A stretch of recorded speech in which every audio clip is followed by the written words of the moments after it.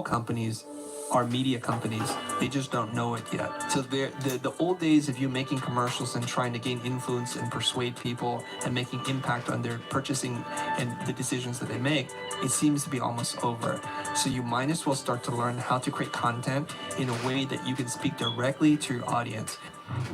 Welcome back to the Think Media Podcast. I'm so fired up for today's episode where we're going to be talking about how to grow your YouTube channel, YouTube Shorts, and learning from Chris Do. Now, if you're just meeting Chris, he's an Emmy award-winning designer, director, CEO, and chief strategist of Blind, and the founder of The Future. I mean, we're talking over 1.5 million subscribers on YouTube, 12 million views a month on their channel right now, uploading videos daily, but also just a real businessman, a real entrepreneur, a real creative entrepreneur that has wisdom from every stage of the journey, building a company, building social media influence, helping and impacting people, coaching people. And I'm super honored to have Chris on the show today. Chris, how's it going? It's going great, Sean. And this is a long time coming. I think we've been chasing each other on the table, trying to play tag. The day is finally here. It is, and I'm super pumped to have you on the podcast today, and grateful for the impact that you're making in the world. What you do is really powerful, and The Future specifically is such a powerful brand, business, YouTube channel. It's a lot more than a YouTube channel. If people are just hearing about that, paint the picture of what you guys do on YouTube, but maybe start with like the vision of the company itself and what you guys are up to. Sure, thanks for teeing that up. Our mission is very clear, which is to teach 1 billion people how to make a living doing what they love. And this is really critical to me because I now identify myself more as a teacher, and the entrepreneurship is just kind of the icing on the cake. I'm really trying to make a difference in the world. I taught at Art Center for 15 years, teaching sequential design, graphic design, motion graphics, and directing. But the problem with that is, as much as I love that experience, it wasn't scalable, and it was very limited to people who could afford to go to this school, to live in Los Angeles, and that meant a very small group of people. So I had this hypothesis: could we teach this same stuff virtually at scale, one to many? And it took a little while to find the rhythm, to kind of understand how you teach online. And I just want to tip my hat to you, watching some of your videos, figuring out like, God, this guy's smooth. He is so smooth on camera, and he delivers so succinctly. I had to learn from that.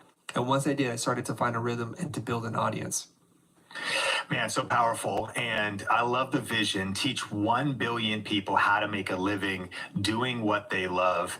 And one of the vehicles you have chosen is YouTube. Why invest so heavily in YouTube back when you started? And would you recommend people lean heavily into YouTube with all the options out there today? What's the why behind YouTube? Simple answer is, in 2014, I'm a social media neophyte. I don't really understand social media. I have accounts, but I'm not really doing anything with it. And I do what most people do. You post an occasional thing that you eat, something that you do with your family, some cool place you've been to. And so I do what everybody does, and I commit the cardinal sin. And it was when I met my former business partner, Jose Caballé, who said, let's make some content on YouTube to help bring awareness to a course that we were teaching. Nobody knows who we are. Nobody understands the course. They don't even understand the problem. So reluctantly, in 2014, at the ripe old age of 42, I say yes. And in doing so, I go on this crazy journey. It transforms my life. It transforms my business. And it realigned what my purpose is. Would I recommend YouTube today to anybody? Absolutely yes. And the reason why is because of the powerful search engine. On most social platforms, the content you create is very ephemeral. It's there and then it's gone. Whereas YouTube, if you create the right kind of content, it can be evergreen. Videos that we created 3, 4, 5, 6 years ago are still being seen today. And every once in a while, we get really lucky. One of them gets rediscovered. Man, I love that. And that is one of our favorite powerful attributes of YouTube. We believe it's the only platform, or it really is one of the only platforms where your content lives forever if you do it right. Your content is like a fine wine. It gets better with age. And as entrepreneurs, one of the most powerful things to embrace is leverage, right? We want to have a return on investment for our time. So if we can ask ourselves, what could I do today that would actually give me more time tomorrow? YouTube can be one of those powerful platforms that does that. Are you aware of how many videos you have uploaded to the channel so far? Last count, I think, is around 1,300. So it's quite a few videos. And what was the growth curve? You started investing, like you said, kind of back in 2014, but was it instant overnight success, or has it been like a snowball growing in momentum? It's more like a snowflake that takes years to turn into a little snowball. So this path has been long and it's been arduous. But one thing I would love to tell all content creators is do it for the love. Learn to love to play the game, not for the championship trophy. Because if you do it for that reason, when you don't get the results that you're hoping for, you get discouraged and then you kind of drop out. So for me, more than anything, it was a journey on self-discovery about how to find my voice. As an introvert, it was very difficult to step in front of the camera. I was much more comfortable behind the camera. So learning just to do that, even being able to introduce myself and say my name and my title was a challenge at the beginning, but it's well worth it. It took us forever to get to 20,000 subscribers and 40,000, 100,000. But if you keep doing the work, you get better. You ask yourself this one or two questions. What did I do well and what could I do better? And you apply those lessons forward. Don't worry about the view count. Don't worry about the followers or subscribers. That doesn't matter right now. Just try to get better every single day and you'll start to realize the benefits of the compound effect. What did I do well? What could I do better? Speaking of that question, looking back now, what are some things that you wish you knew when first starting? This is maybe an invitation to share some of your tips for creating content or just practical YouTube tips that you've learned in the journey. Maybe how you even get videos done or how you optimize videos. If I knew then what I knew now, this is what I would have done differently. What are a few of those tips, Chris? The first tip would be to try to have the intentionality to make impact on people's lives. Don't go out there to pitch, to sell, to be overly entertaining. It's not a vanity project. Think about your audience, what it is that they need, and how you can help them to bridge a gap. That means you have to be able to identify the audience to understand a challenge that they're having, an obstacle that is preventing them from going to the next level. The next level could be small or it could be big. For us, it was about helping creative people understand different strategies about pricing or how to talk about sales that is an organic way that doesn't feel like you're losing your soul. Once we figure that out, we can then figure out what is the best format to deliver this in. For us, we found great success in doing these whiteboard or flip chart episodes where we can draw and we can diagram and it gives some visual interest for the audience to follow along. It is very difficult for someone to maintain attention, especially with this ADHD culture that we have, for a very long period of time without something happening in the scene. So talking heads or even beautifully designed keynote presentations are tough to watch.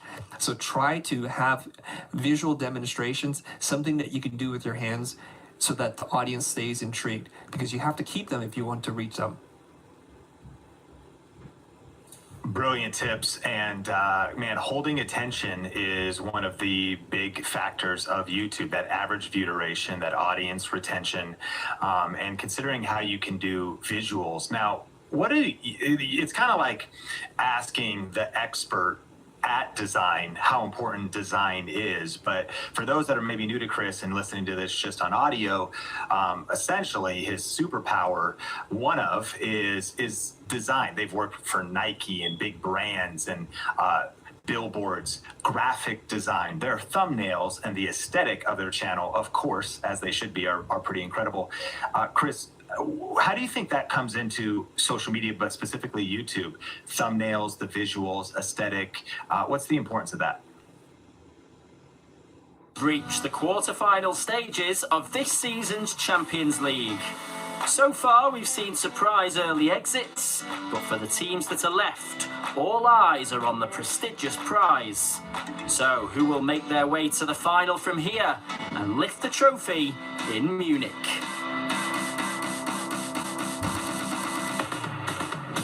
Hello and welcome to Football Now, here from the Al Bayt Stadium in Qatar. We're reaching the business end of the 2024-25 season, and on this week's episode of the show, we're taking a look ahead to the quarterfinals and beyond of this year's UEFA Champions League.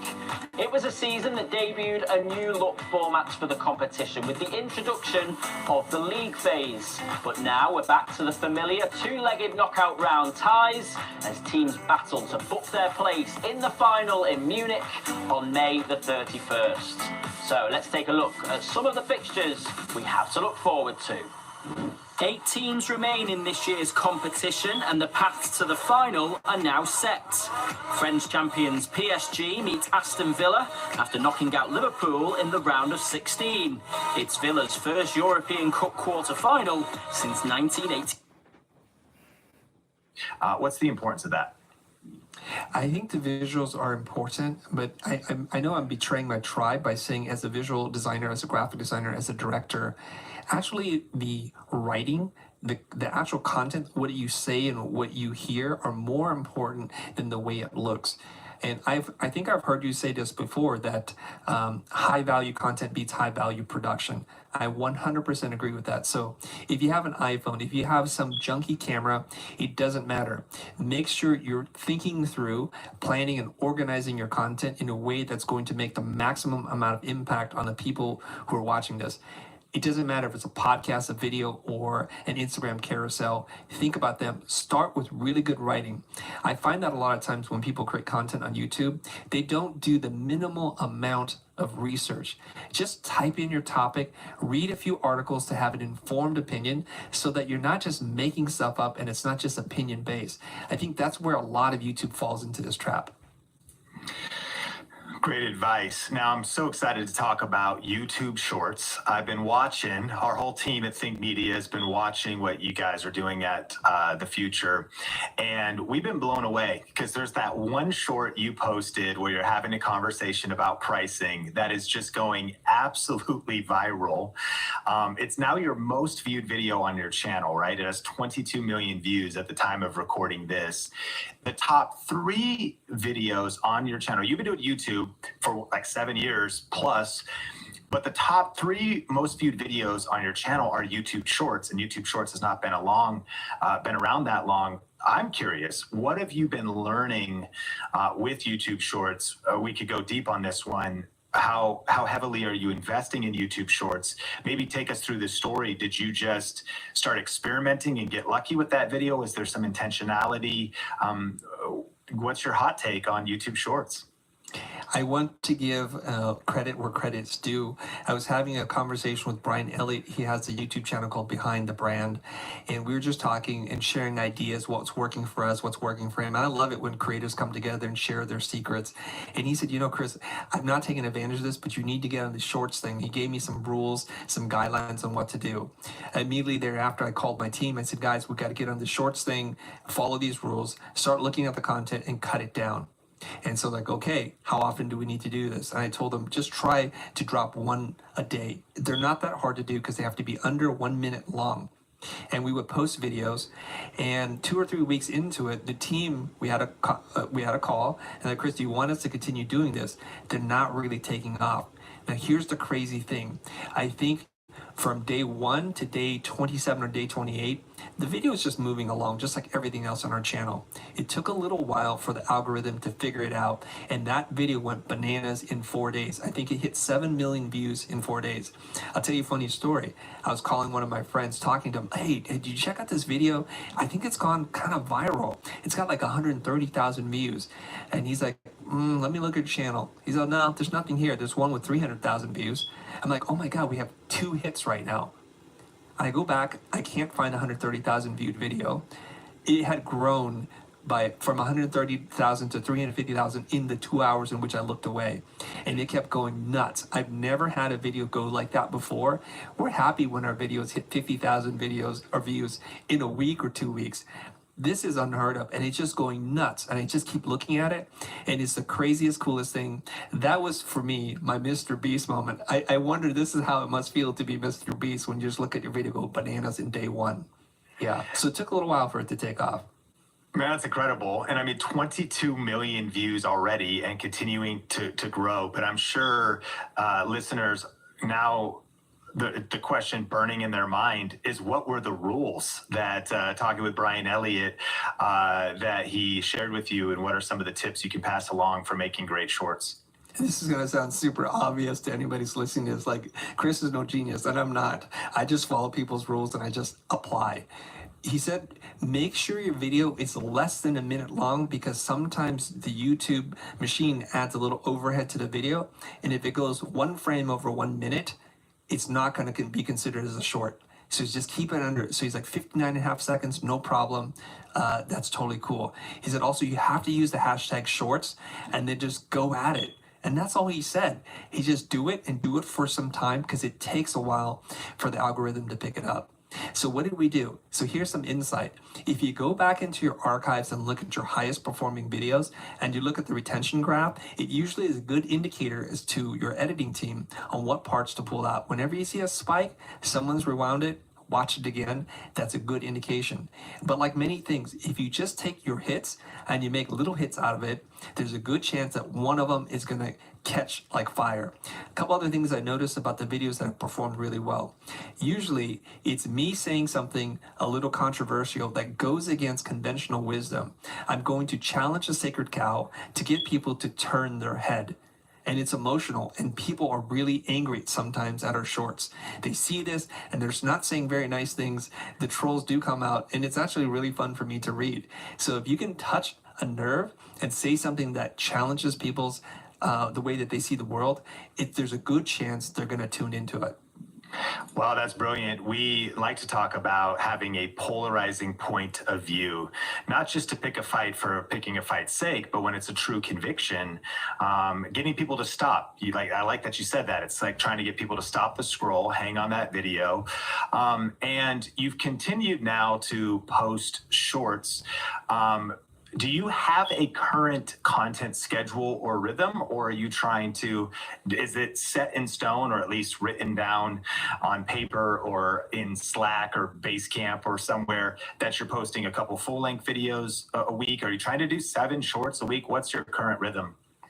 The current rhythm is we're going to drop 5 shorts a week. We generally release them at 7 a.m. Pacific Daylight Time, Monday through Friday. Every once in a while, I'm experimenting with dropping one on the weekend, because we have a huge catalog of shorts to drop. So I'm just trying to figure out the right cadence. We will drop 2 longer, when I say longer, it's like 5 minutes, 10 minutes long episodes on Tuesdays and Thursdays at 7 a.m. So when we do that, the shorts get bumped down to 9 a.m. And as far as I can tell, there is no penalty on how many shorts you can drop. So right now we're going all in on the shorts. It's helping our channel to grow in subs, in views, in time watched, and also in revenue. It's very important to us. Let me put this in perspective. When I look at our subscriber graph, prior to using shorts, prior to any of this stuff happening, we're getting on average about 300 to 400 subs a day, which, a couple of years ago, I would be kicking and screaming and saying, this is freaking amazing. I'm so happy about this. But when the shorts hit, our subs grew by 1,500%. So we went from 300-400 subs a day to thousands of subs a day. At one point, I think we're hitting 6,000 or 7,000 subs a day and holding that over multiple days. So we're starting to smash past all of our sub goals for the year. That is absolutely unreal. So you would say, is there any scenario where you would tell a listener to not be at least considering shorts right now? And what would you tell somebody who's on the fence? Like, will it offend my current viewers? It's so different. These don't have thumbnails. They don't need thumbnails. You're a design guy, and I like that you said earlier, kind of like practicality over, the look of things, because it sort of messes up the channel aesthetic on desktop. What would your advice be for people leaning into shorts when there's some hesitation there? I think, like many things, give something a try and then reserve judgment for 30 or 45 days just to see. Don't let fear be the thing that decides what you're going to do. And ultimately, you have to ask yourself, what matters more to me? To reach more people, to be able to gain an influence and to develop some authority over what it is that I do, or to have the best design, best thumbnail channel that nobody's ever heard of. And if you look at it like that, then you're going to go for the results and impact versus what it is that you want. At the end of the day, if you love a particular color and a particular typeface, but no one cares about that, you're just saying, I'm an artist, I'm just going to do it for me. And so yes, you're right, Sean, the thumbnails don't even get seen on mobile. And so my team was spending hours making thumbnails for shorts. And yeah, it does affect desktop, but people are not really watching shorts on desktop. They're really doing this on mobile. So at that point, I said, I would rather spend the time and energy making better shorts than I would trying to design a thumbnail. Yes, aesthetically, it's all over the place. There's weird faces that I have. I'm like, I don't even care. If it gets watched and it helps people, that's at the end of the day what matters to me. Now, you mentioned that it also has increased revenue. Where does YouTube Shorts revenue come from? For us, certainly if it's viewed on desktop, there's desktop ads that can play. But on Shorts, are you familiar? And I don't know if I'm updated yet on if video ads play there, or if YouTube Premium members, you get a little bit of that revenue. Are you able to track that revenue? We are because of the length of the short and how ads are working, you don't expect to make a lot of money or for any money at all. So that 22 million viewed video, I think we made a couple $100 on it, not a lot. But what it's doing is it's bringing in a whole new audience that has no idea who we are, and they start to dig into the content. And that's really where we see the increase in revenue. So our CPM for our channel, I think, is around $30 per thousand views. And so on a regular month, we can expect to do anywhere between $9,000 to $12,000 in Google AdSense revenue. When the shorts started to hit and our channel started to spike, we got as high as $23,000 for a month. Of course, we can't maintain that, but if we keep at that trajectory, we're basically doubling our revenue. Wow, there you go. So I think you just hit a real powerful unlock point there. And it's the kind of entourage effect, the synergy of posting these shorts. You have some long form content. You've also, of course, built out a whole business model. And when it comes to getting awareness, building influence, meeting people you've never met before, and 22 million views, I mean, that kind of speaks for itself. And even the long tail of that, I mean, a 10% result if someone had a breakout video would be like 2.2 million, 1% would be 200,000 views. That's a lot of exposure, and that attention can then lead to the other videos on your channel or the other things that you're doing inside of your business. Now, in a second, I'm actually curious, and you've made a few references in this podcast about your team helping you and your team helping you with thumbnails. I actually want to talk about the team you've built around your YouTube channel in a second. But of course, many people are listening are like, great, Chris, you know, your team, you know, is helping you. I said, hey, team, let's do some shorts. And of course, that's the reality we're in at Think Media as well, with 18 people on the team now and a couple different content creators. I know you've got different content creators. You know, personally, though, I started shooting videos in my bedroom. I started editing, wearing all the hats myself. That's my journey, and going through every stage of having a side hustle season where I had other jobs and careers, having the solopreneur season where I'm trying to build the business just by myself. And now we're in the scale season where, of course, there's others on the Think Media team helping. Chris, before we talk about the team aspect, what advice would you give for the solopreneur in terms of getting content done, leaning into YouTube, while maybe, especially in your tribe, having to do the client work, do the freelance work, go in and clock in for their creative director job or whatever it is, and do this stuff on the side? What are some of your tips? Okay, tip number one is to try to figure out a cadence that works for you. This should not add additional stress for you. And if it does, you have to rethink why you want to do something like this, because that means that you're looking at the reward. And this is now not a labor of love, it's just labor. And if you approach it with that mindset, and if the cadence is killing you, you're going to get stressed out and you're not going to perform your best. So in the very beginning, our release schedule was probably 2 episodes a month, and it wasn't anything that we had to go all in on.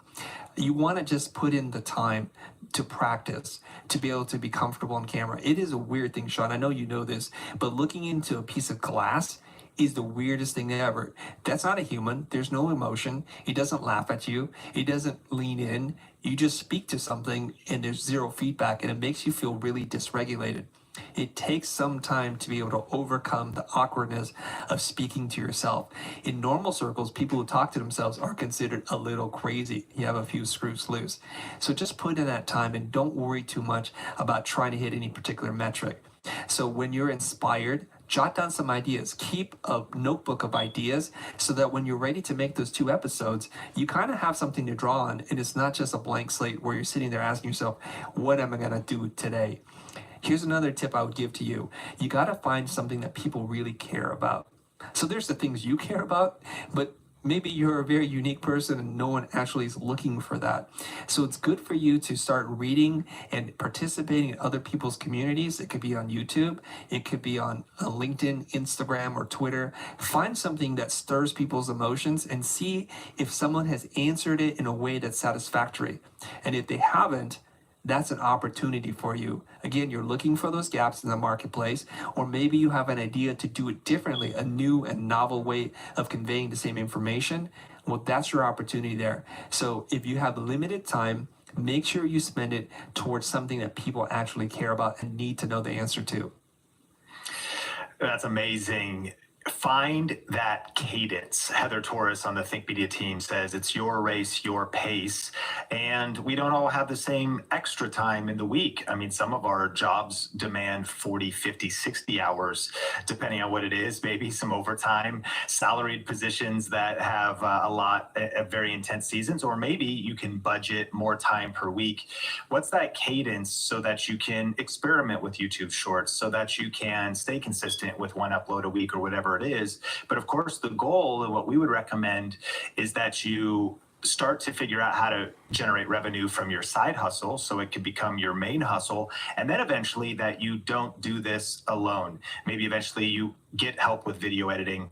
You maybe get a personal assistant or somebody that could take other things off your calendar, off your to-do list, so that you can focus on what you do best and scale your content. The future is uploading over this last month a video a day when you add all the videos together. So that's an intense schedule. And Chris, I'm curious, how do you have the team set up around your YouTube channel now? What roles and how many people are working on the channel? And if you could, maybe walk us through the seasons, because there's maybe today, but what was maybe that initial team when things started to, kind of the 1.0 version? I mean, you guys are at scale, or you're 0 to 100 now, like you're a video a day, the quality of the content, obviously the results you're getting. When I checked, around 12 million views in the last month, which is just crazy results. So talk about the seasons of team and what specific roles you've put in place. Sure. I forget exactly how many people work for us right now. Maybe there's like 15 people or 14. I don't know. But the content team is actually a lot thinner than it seems, because there's a whole nother side to our company where we're authoring courses and doing marketing. So I think right now we have 3 full-time editors / producers who work on the channel itself. And we're running 2 YouTube channels. There's yet another YouTube channel that we're running. And between the 3 editors, they're editing content that mostly I've recorded, or perhaps Ben Burns or Greg Gunn, who might record an episode or 2. They're more sporadic creators where I'm the consistent person pumping out the content. And so that's the team that's dedicated towards our YouTube channel effort. So it's about 3 or 4 people. Now, did we always have this? Of course not. It began with just mostly me and Jose. This is like our, what we'll call the year one, or our rookie season. And it was just us writing the content ourselves, doing the keynote. At this point, I have a production company that makes commercials, so I'm just using the equipment and the team that we already have. So I'm borrowing from Peter to pay Paul, kind of thing. So it didn't cost us anything really extra, but we use the space and the cameras and equipment. And so that's how we were able to subsidize the launch of the future. Many of you guys may be in a similar position where you're a professional videographer, or maybe you're a sound recorder, something like that. So you're going to borrow some of the tools you already have, so you're not building this up from scratch and making a huge financial investment up front. And as we continue to become successful, we started out bringing on a volunteer, somebody who really didn't have a lot of skills and wanted to learn how to create content, how to shoot, how to edit. They're passionate. The first guy we had, his major was in finance. And so then he wanted to become a cinematographer. And so he looked at it like, hey, this is a great exchange in value. I'll give you my labor. I need to learn. I need to up my game. And so we began with some volunteers, quickly moved them into paying positions, and the team starts to grow. The first person you probably want to hire or to bring on your team is someone to do the editing. Editing can take a really long time, and it takes a person to understand your tone, your style, and what's important in the content, not just technically, here's how you make an edit. Yeah, and what you said at that last part was gold. You said it takes a person that understands your style, your tone, and the nuance of editing. It's maybe not enough to just be able to edit a video. We call them shredders, if they can sometimes help be a shooter, an editor, and a producer. I'm curious, out of the three helping now, if you were to give them one of your workshops or lectures, it's 60 minutes long, you're teaching on a whiteboard, without any direction, would they pull out the best 5 minutes here, the best 12 minutes there, and think about the hook, the angle, the title? Or is there a synergy where there is somebody that's kind of speaking into that and then they're executing on the edits? That is a real art form. And so I'm just kind of curious about, do you coach and mentor in that? Is somebody overseeing? Are you pointing people to parts, or are they pulling those parts out on their own and doing every step in the YouTube process? They're doing most of the heavy lifting. Today, I basically tell them I'm interested in doing this kind of thing. They'll ask me a few questions, and based on what I tell them, they'll know how to set it up, what cameras, where to put them, what's moving, what's operating, what's static. And they pretty much know what to do. So the minute I walk onto the set, and we have an office space, so there's multiple sets that we use, they're like, does this look good to you? And they know I'll be wearing a cap, and they want to make sure the reflections aren't going to be a problem. So they figured out most of that. I might arrive on set and make 1 or 2 small adjustments, but then we just get going. And so they'll shoot and everything is good. One person's live cutting, usually we're live streaming, and they'll use that and export the EDL and then make the longer form, like better looking cut based on that EDL. So we're trying to do as much work up front and being smart about how we do things when possible. And what they'll do is they'll cut the video together. There's an internal review process using Frame.io, and the editors will look at it, they'll comment. They now at this point know exactly what it is that I'm looking for and how I want to do things. So I have very little involvement. Then it gets uploaded to the channel, and this is like the first time I'll see it. I will figure out what the actual title is. They'll do their best to try to come up with the title, fill in all the descriptions, the links, and all that kind of stuff. That's all done automatically.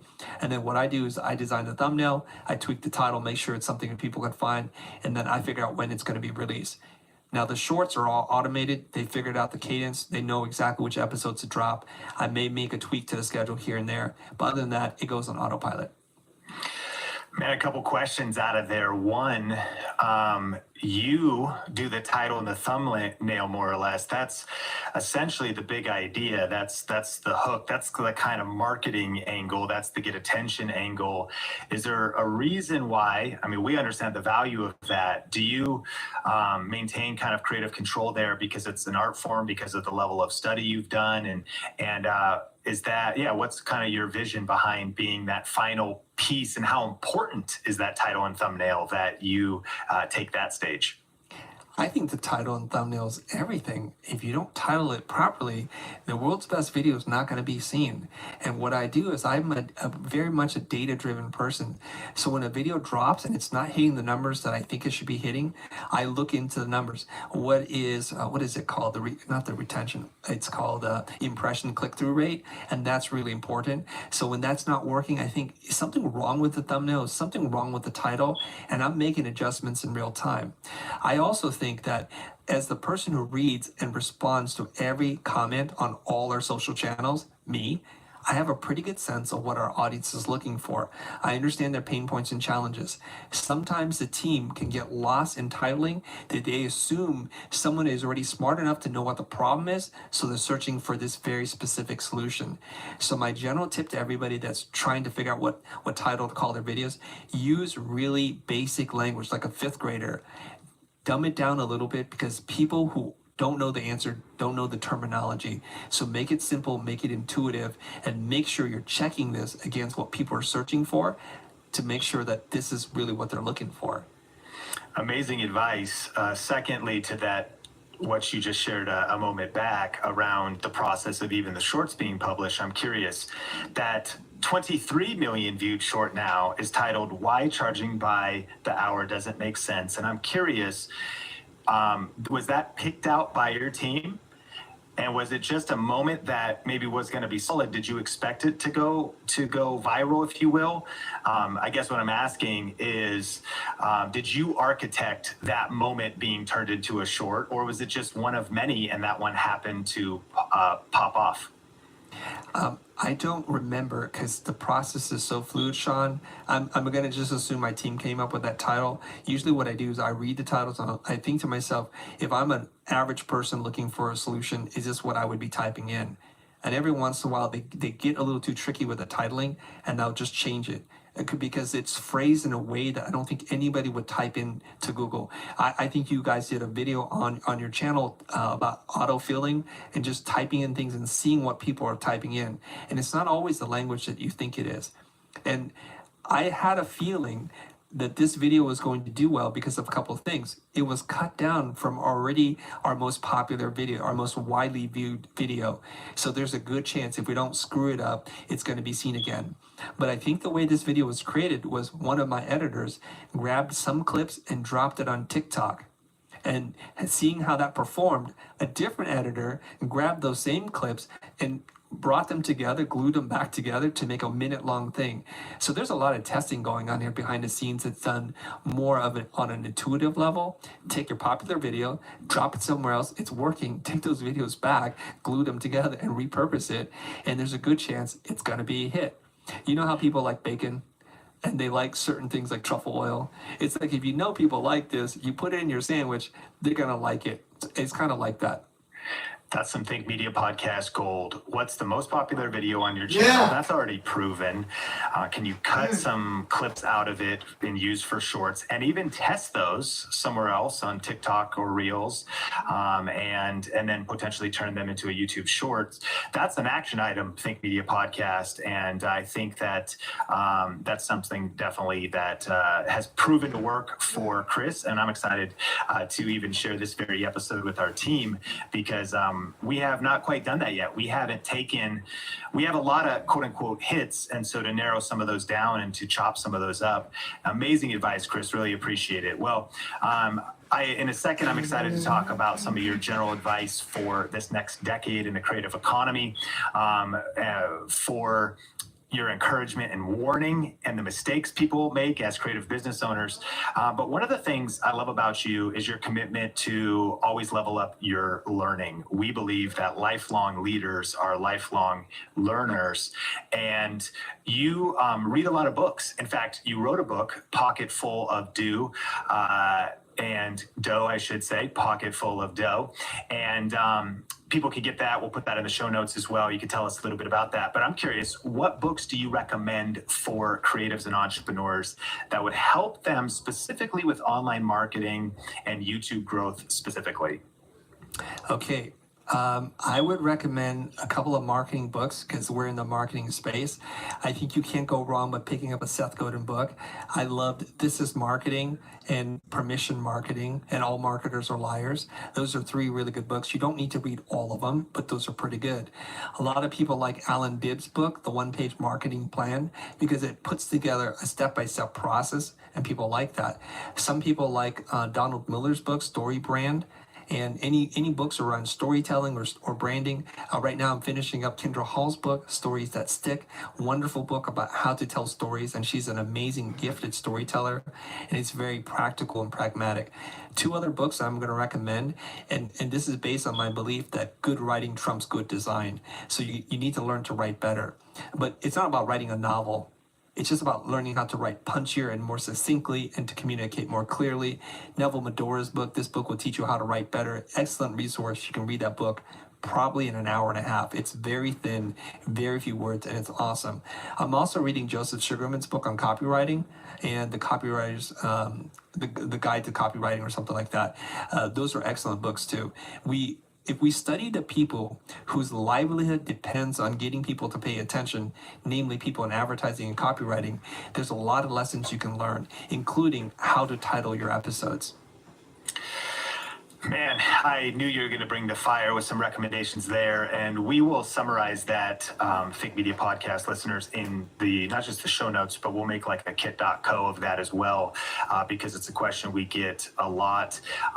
And tell us a little bit about your book. I actually just ordered it and I saw it looks beautiful. Not only is there, of course, you bring the design aspect to things, but tell us a little bit about it and how that could help those listening.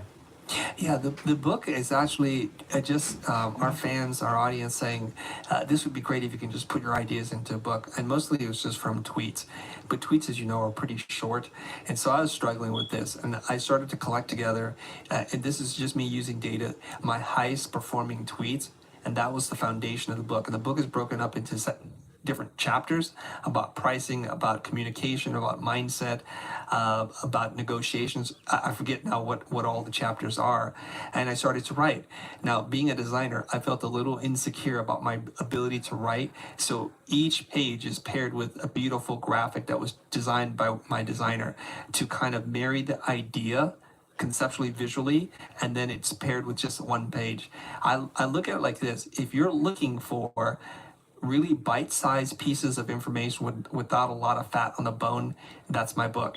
My complaint about how many authors write is they have a central thesis and then they just tell that over and over and over again.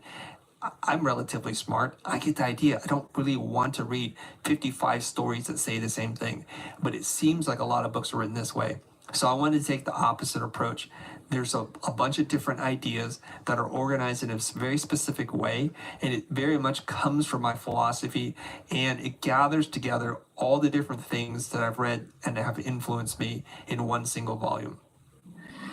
Man, I can't wait to crack into it myself. It's in the mail for me right now. And I would highly recommend Think Media Podcast, checking it out. You know, one of my filters for who I like to learn from is those with proven results, with proven experience, with depth of wisdom. We believe that wisdom's the principal thing. And so with Chris's experience in film, in design, with working with huge brands, with getting punched in the face as an entrepreneur, with all the ups and downs, definitely worth your while and super inspiring. It kind of reminds me of I love the book by Paul Arden's books. Like that are a little bit, they're refreshing because they sort of bring some big ideas off the page. Any other books top of mind? This is a personal question. What are your top 5 books personally about any topic that have really transformed your life, Chris? You know, you might not know that off the top of your head, but you can give me as many, 3 to 5. Okay, I can do it actually because I've made a list and the list keeps getting edited because I read a new book. I'm like, I got to bump one book off the list. So number 1, Jim Rohn's book, 7 Strategies for Wealth and Happiness. I think that's an incredible book. Number 2, I just finished reading this book and I think it knocks somebody else off the list there. The One Thing by Gary Keller. The One Thing by Gary Keller. Book number 3, I would probably recommend somebody read The Brand Flip by Marty Neumeyer. I think it's an excellent book. Book number 4, The Win Without Pitching Manifesto by Blair Enns. Excellent book, reframes your whole thinking about price and how you position yourself in the marketplace. The 5th book is The Coaching Habit by Michael Bungay Stanier. It's a poorly titled book because I'm not looking to be a coach, but what's in it is a framework of 6 or 7 questions that I think are beautiful, and he explains the importance of why questions matter because they empower people, and you can be seen as a greater authority, as more helpful, as being more generous if you just learn how to ask better questions.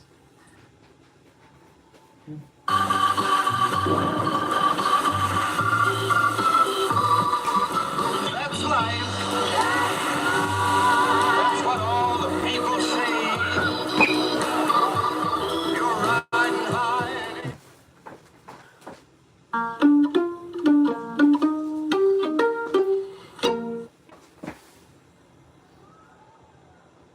Whew. And I still need to crack into it, but I got The Coaching Habit when I heard you talk about it on Clubhouse. And so I'll tell you what I'm doing after this podcast, Chris, is I'm heading to Amazon and I'm buying every book you recommended. It's a new decade. And as we land the plane today, especially because you have your pulse on creativity, you consult big brands on what's happening with demographics and psychographics and how to stand out in the marketplace. And as an expert in the context of this podcast, you are incredibly effective on social media and YouTube. What do you foresee for the future of social media and YouTube over the next decade?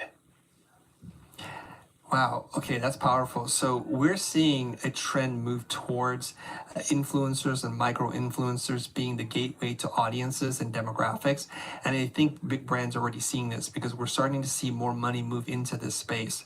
And I've said this before, but I don't think everybody's hearing what I'm saying on this part.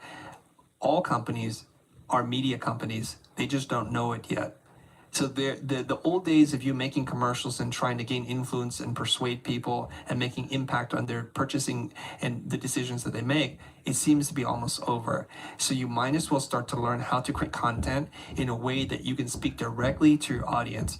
And we really believe in this. This is a biased opinion, I'm just going to throw this out there, that if you want to sell to more people, you have to learn how to be a better educator. You have to teach people about your products or services. If you're a nonprofit, you need to teach them about the impact that you're making in the world, the difference that you're creating, and I think that's what really matters. So everyone that is a company, whether you're a service or product-based company, you need to learn how to tell better stories. You need to understand how these platforms work and create content natively on each platform. You don't need to dominate all of them, just a handful. Find a home base and then build out from your home base.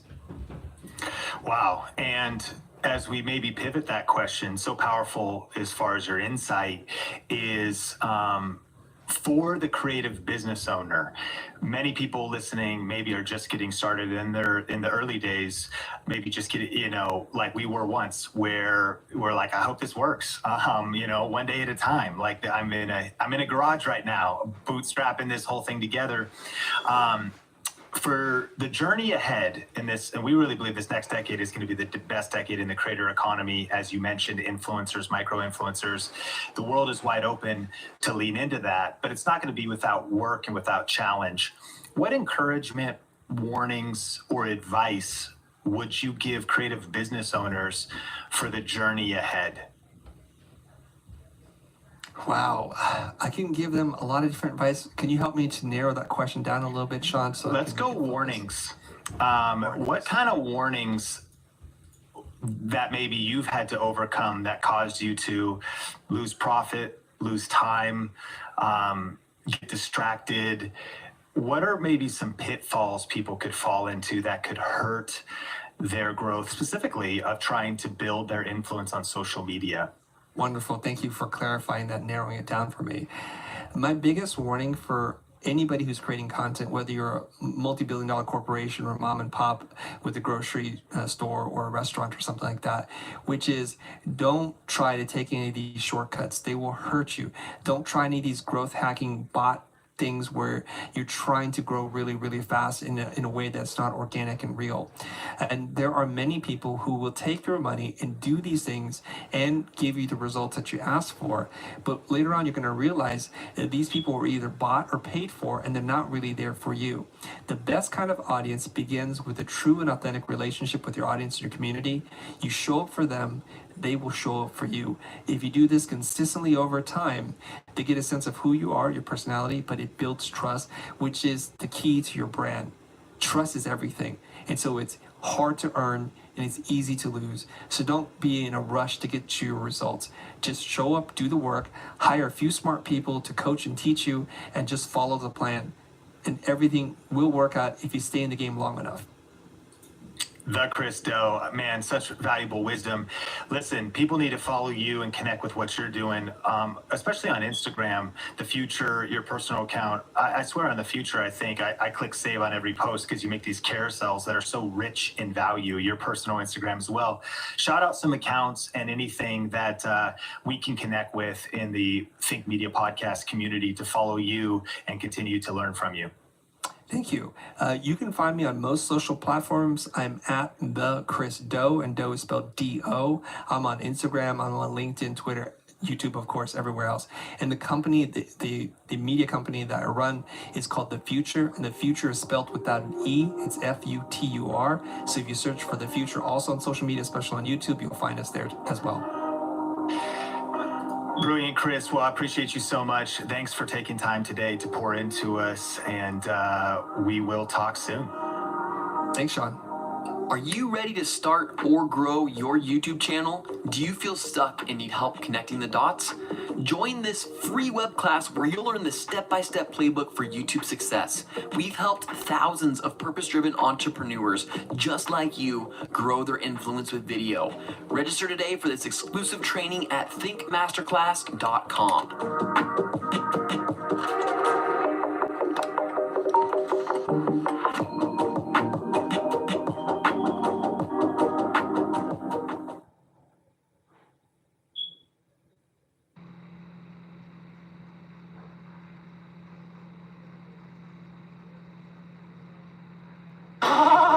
As fun as this looks, we've got a better way to kickstart your day. At Tropical Smoothie Cafe, we're dishing up bowls and breakfast faves full of creamy, crunchy goodness. The only thing ice cold is our smoothies, of course. You're on Tropic Time now.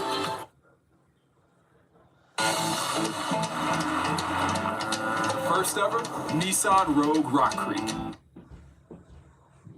So knowing that subscribers is a nice thing to have, but realizing that if that's your only motivator, like, you're gonna come up short. You gotta have a bigger why. You gotta realize, I'm here because I have a message, I have a mission, I have a greater purpose with what I want to accomplish.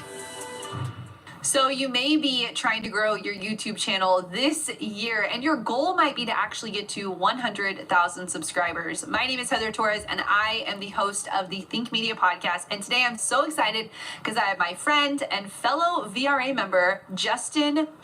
Oh man, I was gonna say Co, and You it's corrected Koo. yourself. No, you got it right. Hey, we're keeping it in there. And VRA member Justin Koo with me on the podcast today. We're gonna be breaking down his 7 tips from going from 0 to over 100,000 subscribers on his YouTube channel. But Justin, for the audience who's just getting to know you, tell us a little bit about who you are and what your channel is about. Sure. My name is Justin Koo. I'm a husband and a new father.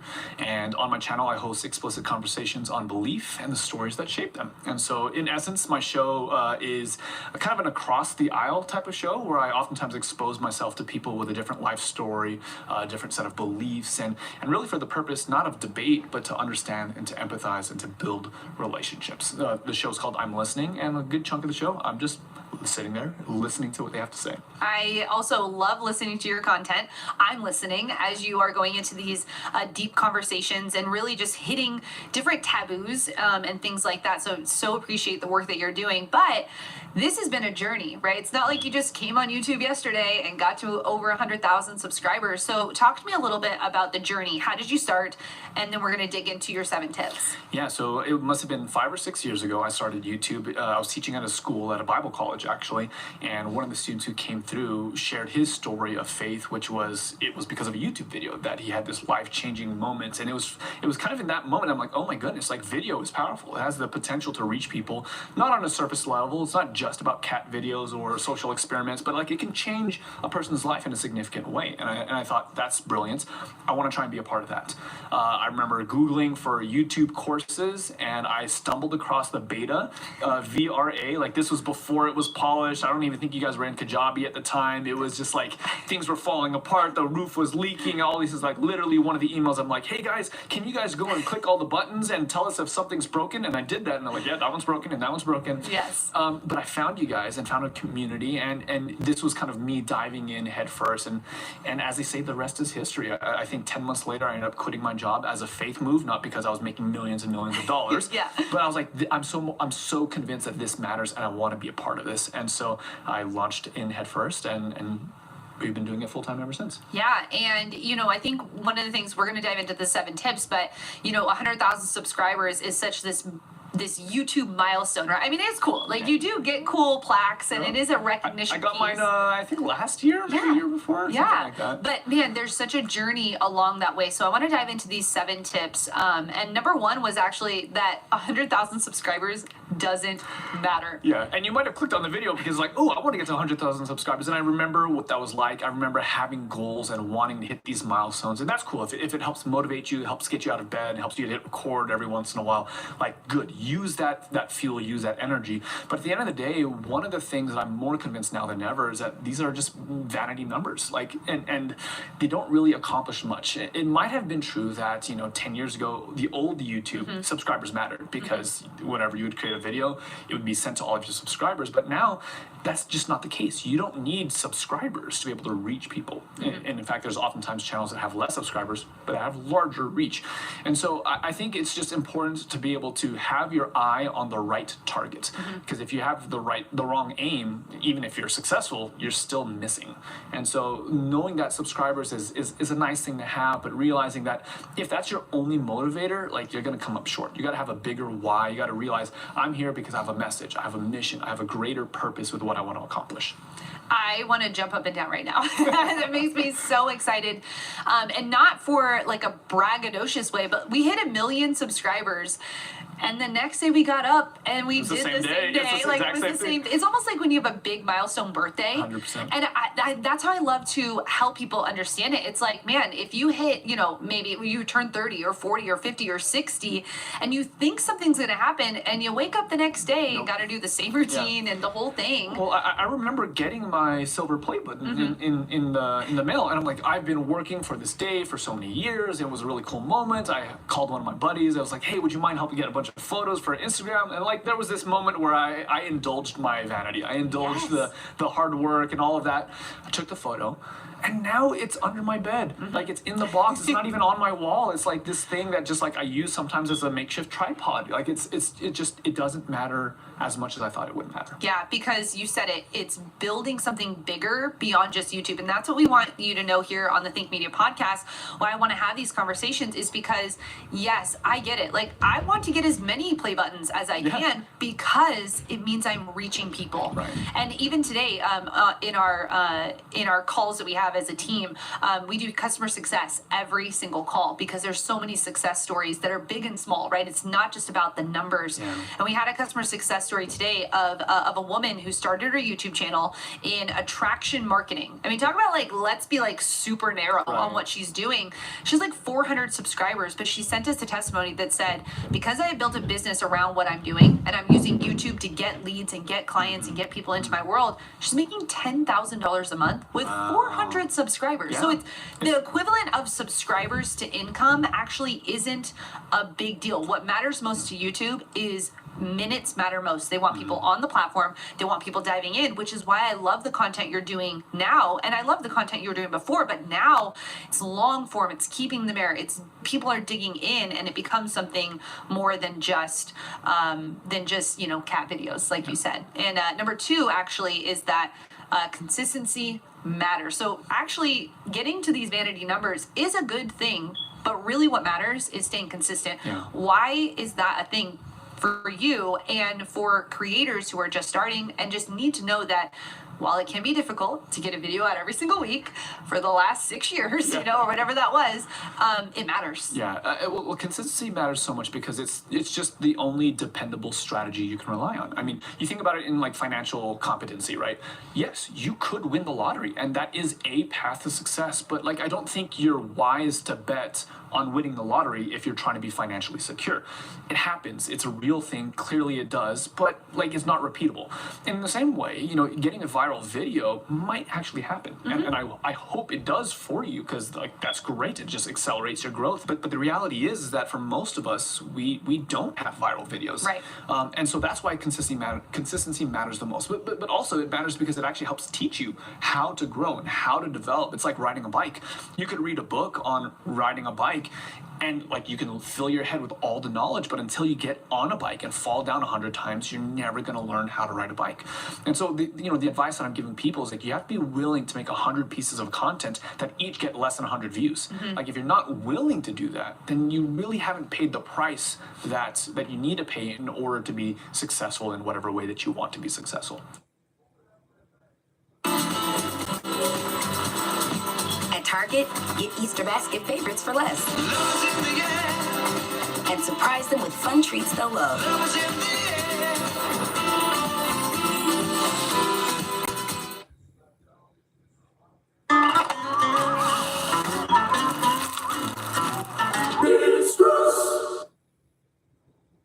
That you want to be successful. Yeah, I equate it to, man, it sounds like, oh yeah, okay, Heather, consistency matters. You guys say that all the time, you know, but it does. Yeah. And right now I'm in this huge project. I'm writing a book. It's going to come out next year. And man, when we talk about, you know, what could these book sales be? And this is just an example, but like, what could these book sales be? We've got this number. Obviously, we're like, yeah, it'd be great to hit that number. But actually, what we're focused on are what are the outputs we can do? What are the things we can commit ourselves to? Like what kind of outputs are you? Yeah, like how many shows can I go on? How many YouTube videos can I make about it? How many Instagram posts can I do? What is the output that I'm going to commit myself to be able to even just get that out there? And I think as YouTubers, in any other sense, if you were to go and open a coffee shop, it's not like you're like, well, I think I'm only going to open my doors maybe 3 days a week. Right. You want to be open as much as you can. And so the more videos you can do, the more consistent you can be, the more opportunities you have to reach the people you want to reach, and the more you actually define your message. If you make 2 YouTube videos and you're like, no one's watching, and then we watch it and we're like, because you don't have a consistent message. Right. Consistency of the messaging is what helps people trust you over time. No, and this is, we understand this in every other area of life. The more Right. seed that you sow, the more likely you're going to have a harvest. That's just the way that the world works. Yeah. So I love that. So you learned subscribers don't matter in that respect. Getting to 100K is great, but there's more beyond 100K. Consistency matters. Next one actually is to focus on going deeper rather than wider. Talk about that a little bit. Yeah, so in my context, this is something that I've seen happen in kind of the other type of workspace that I work in. I work with a lot of churches, and one of the questions that a lot of churches are thinking about is like, how do we grow our church larger? How do we serve more people? How are we able to spread a message that we believe in, you know, to more people? And that's great. But one pastor gave me advice. He said, instead of looking over the person's shoulder, looking for the next person to walk through the doors, what if you just looked at the person who's in front of you and loved on them and served them well? And it's just this idea of like, listen, if you're always looking for the next person, then there's a certain sense when people show up, they realize like, oh, you weren't actually here for me, you're here for someone else, you're here for a vanity metric, you're here for a number. So if we're able to shift our focus away from focusing on all these other flashy, colorful things, but instead we're focusing on, hey, you're the one person who's watching the video today. How do I interact with you well? How do I actually serve you well? What are the problems and challenges that you're facing? And if I can dive deep into my community, that's a way to build trust. That's a way to make to build influence. And kind of a tandem strategy with this is that as you go deeper in this way, you're by definition creating your niche. Yeah. You're discovering your niche a little bit more, which as everyone who's watched any of your guys' videos, you know that that's the step number one. You have to have a clearly defined niche. Well, going deep is the way that you discover and serve your niche better. Yeah, and we have seen that over and over and over again, is that when you just try and cast this wide net, man, people just want your help. People want to be in community with you. They want what you have to offer. So when you do keep just looking for the next thing, they feel so undervalued. And it actually goes into the next point, which is number 4. When you go deeper rather than wider, you can actually have options to diversify your income, because people have a problem, and multiple problems usually, where you can then help and serve them. So talk about number 4, which is in building to 100,000, that you should be focused not on the number of that, but on diversifying the income streams into that thing. Yeah, so one of the things that I thought that I would have as my path to success when it comes to financial success on YouTube was, okay, if I hit 100,000 subscribers, well, that means that I'm going to be doing X number of views every single month, which multiply the ad revenue. Okay, then I can start to see the numbers adding up. Well, clearly we know that that's just not the case for most of our smaller or medium-sized channels. Like, ad revenue is not going to be significant enough. So we learn strategies through VRA, like, affiliate links and sponsorships and things like that. And that all works in a lot of niches, but it felt unnatural to my niche. Yeah. If I'm talking about faith, no one loves the televangelist who passes the collection bucket. Like, and I didn't want to be that person. So it felt like my hands were tied. How do I actually turn this into something sustainable? Yeah. Well, what I realized is by hitting record like 100 times a year or more than 100 times a year is that I was developing a skill. And sometimes that skill was in the process of like, hey, hosting an interview, like hosting a podcast became a skill of mine. So what did it look like to shop out that skill, to say, hey, there's an organization that I value, that I trust, that I want to work with. And I say, hey, I got the skill set. I can deliver you a 50 episode podcast for this amount of money. You do no work. That turned out to be an actual income revenue stream. Or realizing that, hey, the process of filming a video, I learned and developed an art form, a skill set around making videos. Yeah. So what does that look like to turn that into creating my first 10-part documentary series and selling that as a service? And then for every thumbnail that I'm creating, I'm doing multiple photographs and start to turn that into a revenue stream. And so what I learned was that YouTube was kind of like school. Yeah. And no one expects to go to school and make money. You go to school to learn. And once you develop these skills, then you're able to employ them in the world. And what turns out is like that's actually a way more fun way to do things. Because if YouTube died tomorrow and all my money is in ad revenue and sponsorships that are distributed through my YouTube channel that has 100,000 subscribers, but YouTube dies tomorrow, like there goes all my money. Yeah. But if I know how I can, because I've faced rejection 100 times, because I've had videos that flopped 100 times, like I know what it's like to go and knock on doors at local businesses and say, hey, I got the skill set. I noticed that you, local dog shop, you don't have a podcast yet. I would love to be able to do that for you. What would it look like? So for me to be able to serve you well, I've done that. And I've been able to turn that into revenue. And so it's actually a really cool way that I can do what I do on YouTube from a purely passion perspective. I do it because I love it, because I believe in it. And the rest of the stuff happens in the background, and it all works out because of the skills that I've learned on YouTube. Man, we're going to dive deeper. I want to do a bonus episode just for the ministry community or the faith-based community, because we have a lot of people that are in the Think Media community who want to do what you're doing and can't see that path and really want to figure out how to connect those dots. So I want to do a separate episode just on that part of it. Sure. But I want to go into number 5, which is don't be afraid to try new things. Maybe walk us through just a little snapshot of the journey of the now Justin Koo channel, but it was that Christian vlogger channel. You even switched whole brandings, the whole thing. So like, don't be afraid to try new things. How do you see that as being helpful to get to that 100,000? I think it's helpful in a number of reasons, because it helps you discover your voice a little bit more. Trying different formats and different approaches does give you a different lens with which to view how do you want to deliver and serve your community. I think it also helps because it's fresh. It gives your diehard community kind of like a breath of fresh air. If you're always doing the same thing and showing up in the same way, it can get tiring a little bit. So what that looked like in my context when I first started, that Christian vlogger was the name of the channel. It was me vlogging, and what I found was like this is a really time intensive. If anyone's ever tried to do daily or just even weekly vlog, you know how much work it is. And I was just dying. And so I started to do like talking head videos, and I realized, oh, I could turn out one a week very easily, and that's super fun. So I did that for a season, and then I started to see that YouTube had just really like leaned in algorithm wise to like the live content. Yeah. So I started doing a daily live stream, and I realized like I'm able to go really deep with like a small percentage of my audience, and that was a fun learning experience. So I've gone from, you know, the vlogging experience to the monologues.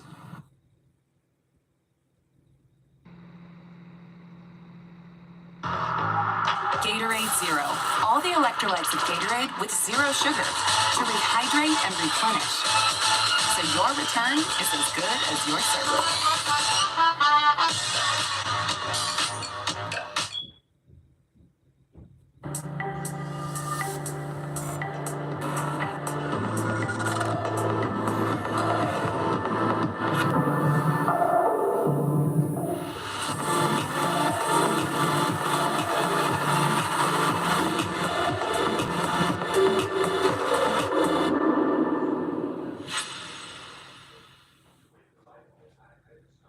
The monologues to doing live streams. I've probably done at least 100 episodes of each of these styles of content. Yeah. And now I'm doing like more the long form podcast style. And so what happens is like I have a well-rounded skill set.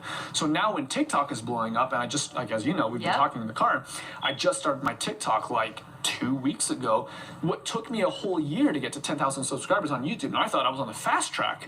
What I've been able to do is I've tried so many different formats that when a new medium shows up, it's very easy to be like, oh, well, I can pivot really fast. And now I'm churning out content really quick.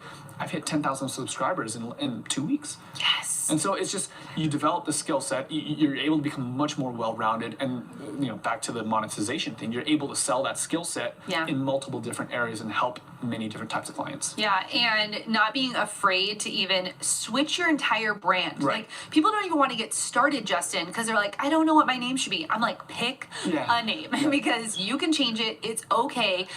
You can develop a second brand. There's so many things you can do. We even did it here on this podcast. Yeah. We started it, we molded around for 2 years, and then we were like, we need to just start this thing, because if we don't start it now, we're not going to start it. So we started it. It was called the Think Marketing Show. Now it's just the Think Media Podcast, and now we have all these other shows that we're going to be creating under that umbrella. But it took us doing over 100 episodes, maybe 50 episodes, before we were like, you know what? This isn't actually the direction we want to go. Let's pivot. Let's do these things. And it just, when you get to try new things, it doesn't have to be forever. It could be for a season. It could be 3 videos. It could be that maybe you just went live 2 times to just try it. People like fresh and new. And so how can you bring that to your audience to make it fun? I mean, if you look through my library of content, you'll see probably at least a dozen, like, first episodes of a series that never made it past a first episode. Yeah. And you go to the call to action, like, in my next one, I'm going to be talking about this and this, and it just never happens because you realize in the process, maybe that's just not what I want to show up as, that's not what I want to give, or maybe it just didn't work. And it's okay to try those things. It's okay to throw a Hail Mary every once in a while and see what happens. Yeah, and people, listen to me.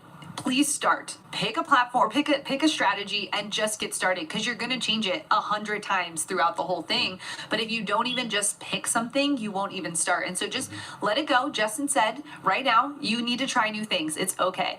All right, number 6, I'm just looking at my phone here. Number 6 is invest into what you are trying to grow in. And you gave a little bit of the story that, you had jumped into Video Ranking Academy. It's not like you were making millions of dollars when you decided to join Video Ranking Academy. And that's just one part of education. You invested in the gear, and you invested in leveling yourself up with learning other things, learning how to edit, learning, different, learning how to market, learning how to start a business, all of these pieces. But why is it so important that if you're within that 0 to 100,000 subscribers, that you turn internal and put your money in yourself, put your money into what you want to become? For me, one of the things that I valued is trying to understand why. Why is something not working? Why is something working? I think even maybe a scarier place than having little subscribers and little viewers is having a viral success, having 1 million subscribers, and not knowing why, not knowing what worked, how did this reach people, what are people coming back for, and then you just got this massive amount of anxiety, this imposter syndrome that shows up. Like so for me, one of the things that I'm wanting to do is whether a video hits or it's a miss, whether it's a success or a failure, I want to learn from it. I want to understand what's going on, and sometimes that happens through like a course, like you're talking about. Sometimes it's through the YouTube Secrets book. Sometimes that's through getting personal one-on-one coaching or whatever the case is. Name all of the things we give. No. Yeah, affiliate links in the description below. Everything's out. Yeah. But just being able to understand why, like that, like if part of what I'm offering as a service is offering creative skills to other people, I need to be able to just say, not only, hey, have I done the work, have I grown a channel, but I can actually understand and give you an intelligent reason as to why things are working. So when I give you advice, it lands better. Like there's a reason behind it. Investing in yourself is so important. If YouTube was to go kaput and now we have this new platform where all the attention is, like if you don't know why you're growing on YouTube, if you don't know the principles behind it, like you're not going to be able to successfully transition. And so investing in yourself more than you're investing in anything else, like that's just the only way to be able to be successful. Yeah, and for me it was things like buying online courses, buying the books, not even that, going to the library, but it also was going to conferences. Yeah. It was getting around people, investing, taking the leap of saying like, no, I do want to do this. I want to get around other people that are doing this. And that could be virtually or that could be in person. And I think that was such a huge thing. You came to Grow with Video Live, one, got around people, and you found other people even in the space that you're in that you could just kind of bounce ideas off of and feel like you're a part of that community. Well, and that was super valuable. In addition to that, one of the other things that I would do is I would find people that are in my niche, but who are states away, and I would prioritize saving money to buy a plane ticket, to fly out there, spend a weekend with people, yes, to do the collaborating, to be able to try and grow each other's channels, but also the conversations around dinner. Like those are huge. Like what is working, what is not working, what are we trying to accomplish as a general community? Like those are learning experiences, and prioritizing in that helps you build a network, helps you have other people to rely on, and it makes everything better.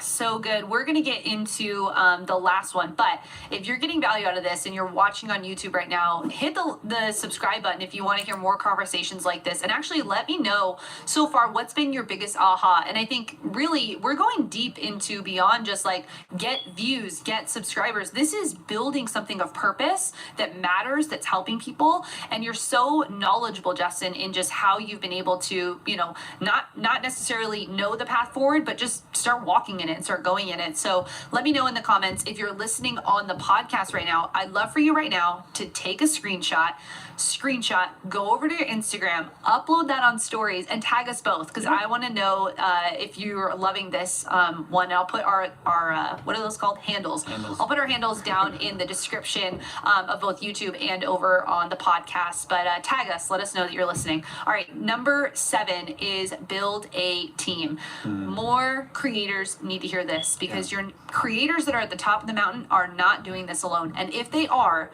probably on the verge of burnout, or they're doing it paycheck to paycheck. I mean, they're literally on just the brink of not being able to do it. So building a team, especially as you're moving into new seasons of life and moving into creating this business around it, what has that done for you in the 100,000? And did you build a team before 100, or was it after 100? I want to say 100,000, sorry. Right. Yeah. I think I had the team that we have now is a team that's been assembled after 100,000. Okay. But the impact of it is dramatic. Whereas I would spend, 20 hours a week editing my own content. Yeah. Now I spend almost no hours a week. I get to do the part of content creation that I love, that I feel like is uniquely me, and then I get to rely on people who are much better at all the other things than I am. Whether that's the story editing, that's the actual physical editing of it, or I get to depend on the expertise of other people, and that's been tremendous. I think one of the other things that it allows me to do is it actually gives me an in to participate in other creative people's projects. Yeah. So one of the biggest objections that I would have had hearing this kind of advice of building a team is like, okay, yeah, if you have money, of course, build a team. But I didn't have money when I was building a team. What I did have is I had other creatives in my niche, in my network, who were also in the starving artist kind of a phase. Yeah. And what I could bring to the table, because they say I have a friend who's a writer. He writes a blog, does a fantastic job with writing, but doesn't even own a camera, much less know how to work it and take good photos or videos or anything else like that. What does it look like for me to serve and to volunteer for an entire day, help him record a month's worth of content for no cost? And then in response, I spend that one day with him, he then turns around and spends an entire day editing a lot of my stories and crafting the story arcs that I want to be able to present.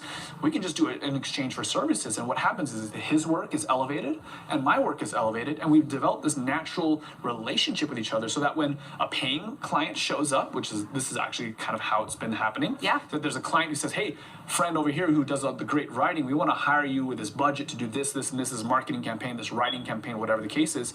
We would love for you to participate. He's like, oh, Kurt, perfect. I'll do it, and I know just the guy to partner with.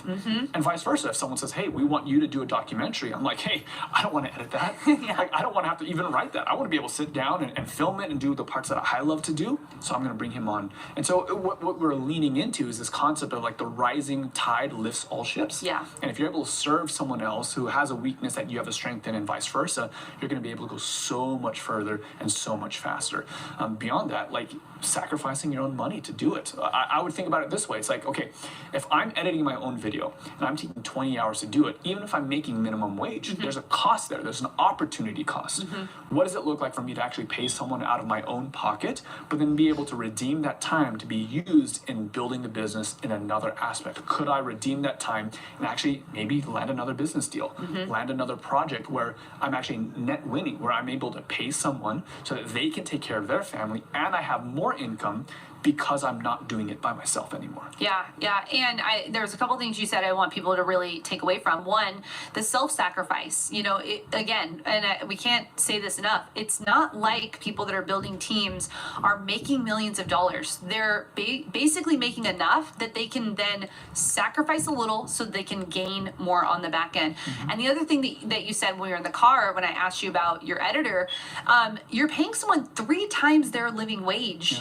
And so you're benefiting sometimes five times someone's living wage, and he's an amazing editor. You wouldn't even know. Look at his content. He's an amazing editor. And even for us here at Think, you know, now we are 18 strong full time with salaries, and you know, we're doing like, we're a company now. We are legit, like, making it all happen. HR, there's policies, you know, the whole thing. And that was not where we started. We started with, hey, Omar, can you, for some tacos, come and help us film this Tacos thing? are always a You win. know? You can leave with tacos. And Omar was so skilled in what he did that he made the process go faster. And when you hire a team, you now are doing something beyond yourself. Well, but I mean, even rewind the tape a little bit further back. This is what happened between you and Sean. Yeah. You guys started for free, helping each other out Yeah. with skill sets, and you just elevated each other. Yeah. And it's because of that sacrifice you were willing to put in, I'm guessing, dozens, if not hundreds of hours 3 for months. free. Yeah, 3 months of full-time free work, you know, and and that's exactly it. We both had skill sets that we brought to the table, and because of that, I've now developed the skill to be able to do this. I was not this girl when we started. No, you remember. know, you remember. I was the girl that was like behind the keyboard, you know, and I've been able to develop to this, but the other part when you start hiring a team is you got to get your video into them. It makes consistency happen. Yeah. Oh, that's then true. you're like, well, how can your brain starts to go to, well, how can I make more revenue? And then you start to diversify. Like, building that first team member, I think, is so critical if you're building a channel, because it makes you start to think beyond, this could be a thing, to, oh, this has to be a thing now. I got to figure this out. And when you start to shift into that mindset, opportunity comes, collaborations come. There's so much more that happens in abundance for that channel than if you were to just do it by yourself. It also unlocks the door towards longevity. Yeah. Because if you're like any other average human, you're spending 10, 20 hours editing your own content. And I think about the community that I serve, pastors who are wanting to step into the digital space. They've already got work. They got to do visitations. They got to do sermon writing. They got to do all, like, you know, sitting on the board of the church and whatever else that they're doing. If they're adding another 20 hours onto their workload to edit a video, like, they're burnt out very quickly. So just giving that work to someone else and actually being able to buy back your own time to be a husband, to be a wife, like, that might just be more worth it. Yeah. Definitely. Well, Justin, I so appreciate you. I cannot believe it's been 6 years. We are heading into, we've just begun. Yeah. Isn't it crazy? I mean, we're where we are today, but we're just beginning. I'm so grateful that you invested in us, that we got to become not just, you know, some mentors in your life. Is it weird to say mentors? No, I don't know. I tell people, because you know, people send me screenshots of like my face in Sean's slide talking about VRA or whatever the case is. Like, I'm like, oh yeah, he's my buddy, he's my coach, he's my mentor. Yeah. And like, oh wow, that's amazing that you even know him. Like, yeah. Yeah, no, That's exactly how I see you guys. Yeah, it feels weird for me to say that because I feel like we're just on this journey together. Yeah. Like, I feel like I learned so much from you just as much as you're learning from us. But I'm so grateful that you're part of our community, that you're helping people in this way, and just beginning. So excited. Where can people go if they want to see more about the content you're creating and they want to get connected to you? Everything is tied to my name, Justin Koo, Khoe. So the website's justinkoo.com. My YouTube channel is Justin Koo. Instagram is jkoo, which unfortunately looks a lot in text like JK-ho, but it is J-Koo. Yeah. And on TikTok, it is Justin Koo. Go follow him on TikTok. I was watching your TikToks today and I was like, I need to get on this. I need to start doing Well, you're this. saying that because the last 2 TikToks were filmed outside of your house. That's true. That's very true. And so every week we love to read your comments that you're leaving over on Apple. And today's comment of the day comes from Jeff A811. He says, love it. Loved the latest episode, Why YouTube Creators Get Stuck and Stop Growing. Your channel and podcast isn't the first I found for helping in growing my influence and impact online, but it's the one I listen to most regularly because I think it's the most real and helpful. Thank you. Explanation point. Also, just listened to the book YouTube Secrets because I just couldn't get enough. The book was awesome as well. Thanks for all the help, tips, advice, and real talk to help my channel get off the ground. Jeff from Dose of Dirt. Jeff, thank you so much for that amazing content. That is what we try and do here. We want to go deeper in the conversations that creators just like you want to know about. We have upcoming episodes about brand deals, about confidence, about how to actually scale a team. How do you do it? And so we're going to be going deeper into those conversations. But I want to thank you for being a part of our community here at the Think Media Podcast. Make sure you subscribe to this podcast wherever you listen to it from, and we'll catch you on the next episode. Bye. Are you ready to start or grow your YouTube channel? Do you feel stuck and need help connecting the dots? Join this free web class where you'll learn the step-by-step playbook for YouTube success. We've helped thousands of purpose-driven entrepreneurs just like you grow their influence with video. Register today for this exclusive training at thinkmasterclass.com.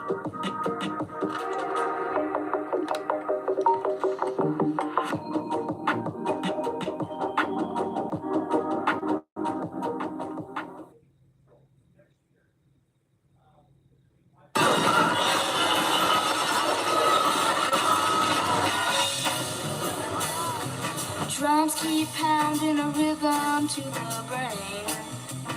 La-di-da-di-dee. La-di-da-di-da. And the beat goes on. Sometimes the greatest rush The beat goes on. is not rushing at all in the all-new Nissan Murano.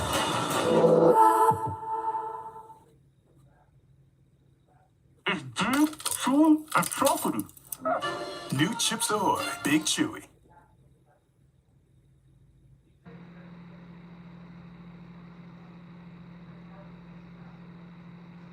How do I get the support of that person that I want to cheer me on and celebrate me is to stop doing some things. Because so many people in our community are potentially doing that. I feel unsupported in my YouTube channel. The reason they're not supporting you is because you're also trying to write a book and start a blog. And it's actually 3 channels you want to start. And you told them last week that you were going to start something else. And the week before you that you were going to start something else. Stepping out to become a YouTuber or trying something new in general can be not only scary for you, but it can start to affect the relationships that are around you. And in today's episode, we are diving headfirst into unsupportive household members. My name is Heather Torres, and I am the host of the Think Media Podcast, the #1 podcast to help you grow your influence on YouTube and then turn that influence into a high profit and a high impact online business. And in today's episode, we are diving into the questions that you asked on our Think Community tab. And today's episode is brought to you by winthisTech.com. This is a brand new holiday bundle that we are giving away all the way up until December 20th. You can enter to win at winthisTech.com. We are giving away a microphone, lighting, and the new Sony ZV-E10. You can get all the details of how to enter at winthisTech.com. Now, your questions were submitted on our Think Community tab, and today's question question comes from the Thrifty Font. She says, how do you deal with unsupportive housemates and family members? Well, let's jump into today's featured conversation all around this topic.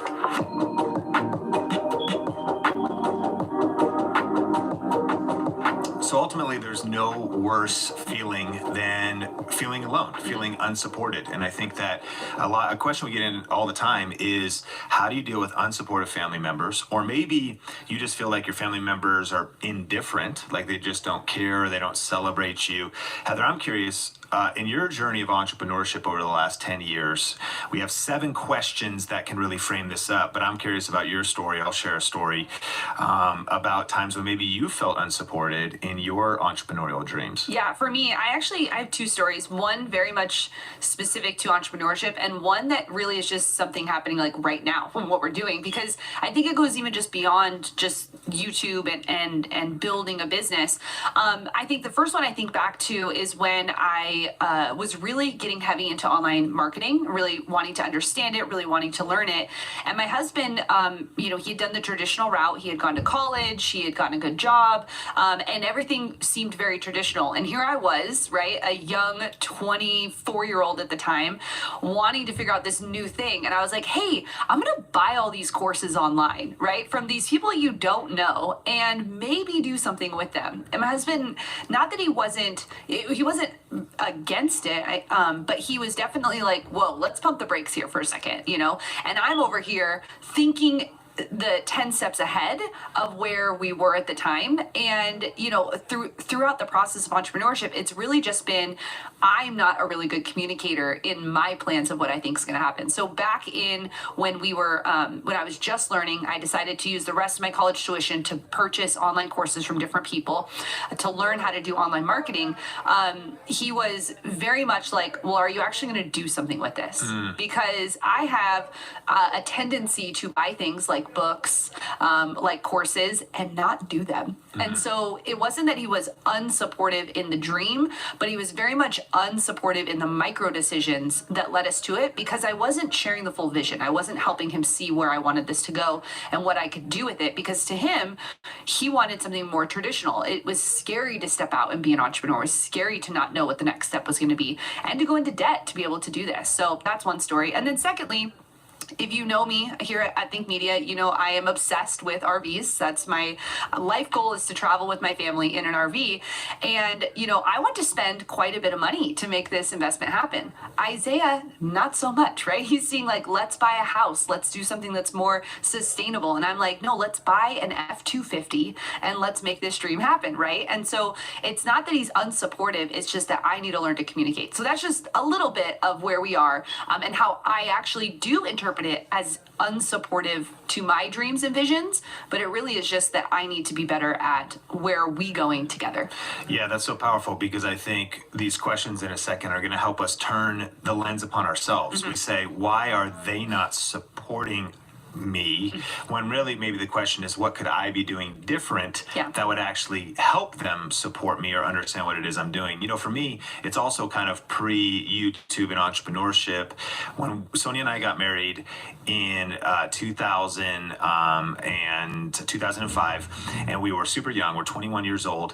And so you're also, I heard men's brains don't even finish developing until they're 25. So I'm making a ton of mistakes. I don't understand a lot of what's going on, but we're also in ministry really heavy. And at the time, my vision was ministry. I'm in youth ministry. That was our focus. We were in Bible school together. We were interns together. And this might also kind of relate to that friction, unsupportive type of a thing. Because one of the things that would happen to us is we would always get in fights. It seemed that the mission, in this case ministry, and the mission could be build a business or build YouTube, was this point that created a lot of tension and conflict. And so every Wednesday was youth group night, and every Wednesday afternoon we would fight. Every single week we would get in a fight. We'd be in our Honda Civic, and sure enough, and that, I think it points to this, and I'm feeling unsupported, because I'm also thinking tonight is the Super Bowl every week. Right. And do you understand what this is doing to my brain, what this is doing? Fast forward to today, in Think Media world, there's been a few years during Growth Video Live, between the end of one night and we had a bonus day the next day, we got in like one of the biggest fights of our marriage.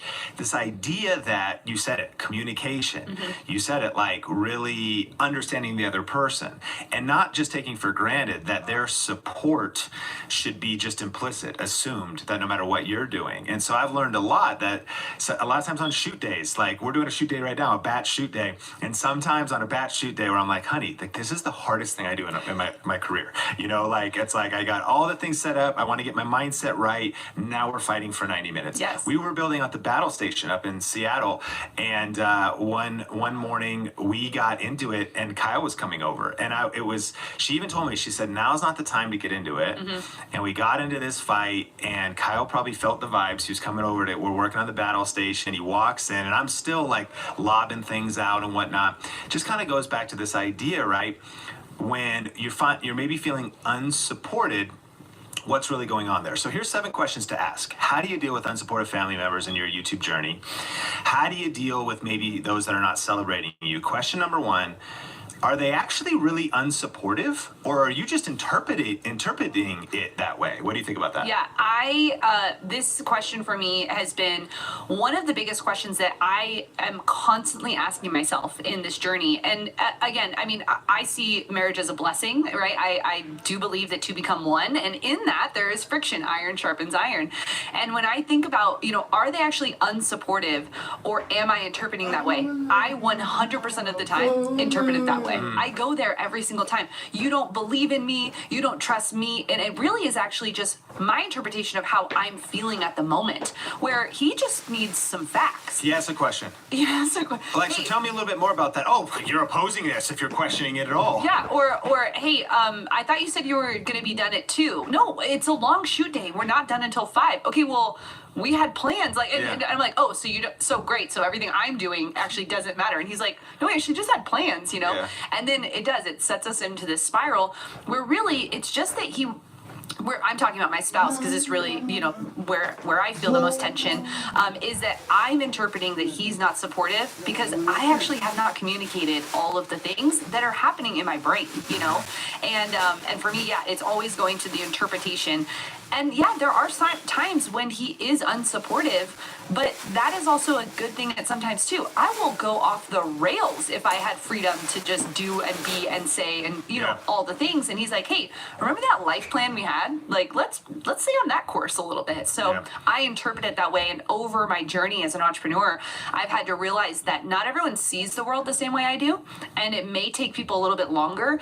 I'm also a dreamer. My husband's very analytical. You and I, we are both dreamers. Our spouses are both more in that analytical, more realist phase.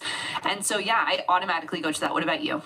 Yeah, I mean, I just think that similarly, I think we have to recognize that we're under pressure, and sometimes building a YouTube channel is stressful. You got a lot on your mind, and it might be pushing you to where you're almost on the verge of breaking, where you're just trying to hold it together emotionally because you want to focus, you want to show up. And then whether it's a spouse, a partner, a roommate, you live with your sister or somebody else, and again, they just say like, hey, if you're going to be shooting videos in the kitchen, will I be able to use it at 6 for my dinner party tonight? And you're like, why are you now opposing my YouTube dreams? But I think it's recognizing that, again, you may just be interpreting it that way. They do support you, but it's okay for them to question you. Okay, question number 2. Have you put yourself in their shoes? That's so good, right? Have you put yourself in their shoes in terms of how they might be feeling? Again, it's kind of crazy. You're like, so I want to be a YouTuber, what even is that? What is that? Yeah. What does that even mean? And we're talking about pioneering and pressing into essentially a new category, an undefined category. Have you put yourself in their shoes that maybe you've been reading YouTube secrets? You watched all of VRA. You've been listening to the Think Media podcast for 2 years. You've been studying all other YouTube entrepreneurship and you immerse yourself in it 8 hours a day. They have done none of that. Right. So they have like kind of no context, and all of this brain transformation you've gone through, it's sounding fresh and new to them. So get into their shoes in terms of communicating. Yeah, I even think about this with my parents. My parents have always, quote unquote, supported my decisions. But when I was like, hey, by the way, I'm going to drop out of college, I'm not going to become, and my dad served in the military for 26 years, very traditional in his viewpoints and wanting security for his children. So when I'm like, and yeah, by the way, I'm going to like start this online business thing, he it wasn't that he just didn't even know what it was. Yep. He still really doesn't even know what we do. He's like, you make YouTube videos and then they pay you? How does this happen? And so over time, I have to realize that, especially when you think about maybe your parents or an older sibling or something like that, this is fresh and new still. The online economy, the YouTube, the creator economy is still so fresh and new. So you're right, we've immersed ourselves. You've probably been thinking about your YouTube channel. You've probably been reading the books. You've probably been doing these things for a while. You've probably been watching YouTube for longer than the people maybe in your life have because you're interested in it. So yeah, putting yourself in their shoes is such a big piece to say, oh, maybe I should slow down and actually say like, what am I trying to do? What is this thing? Maybe give some examples of some people who are successful so that they can go and start doing their research on it as well.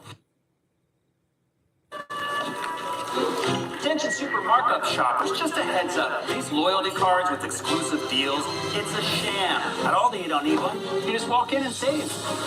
That's why they're number one in everyday low prices. It's an Aldi thing. Now you can beat the IRS deadline and file for free.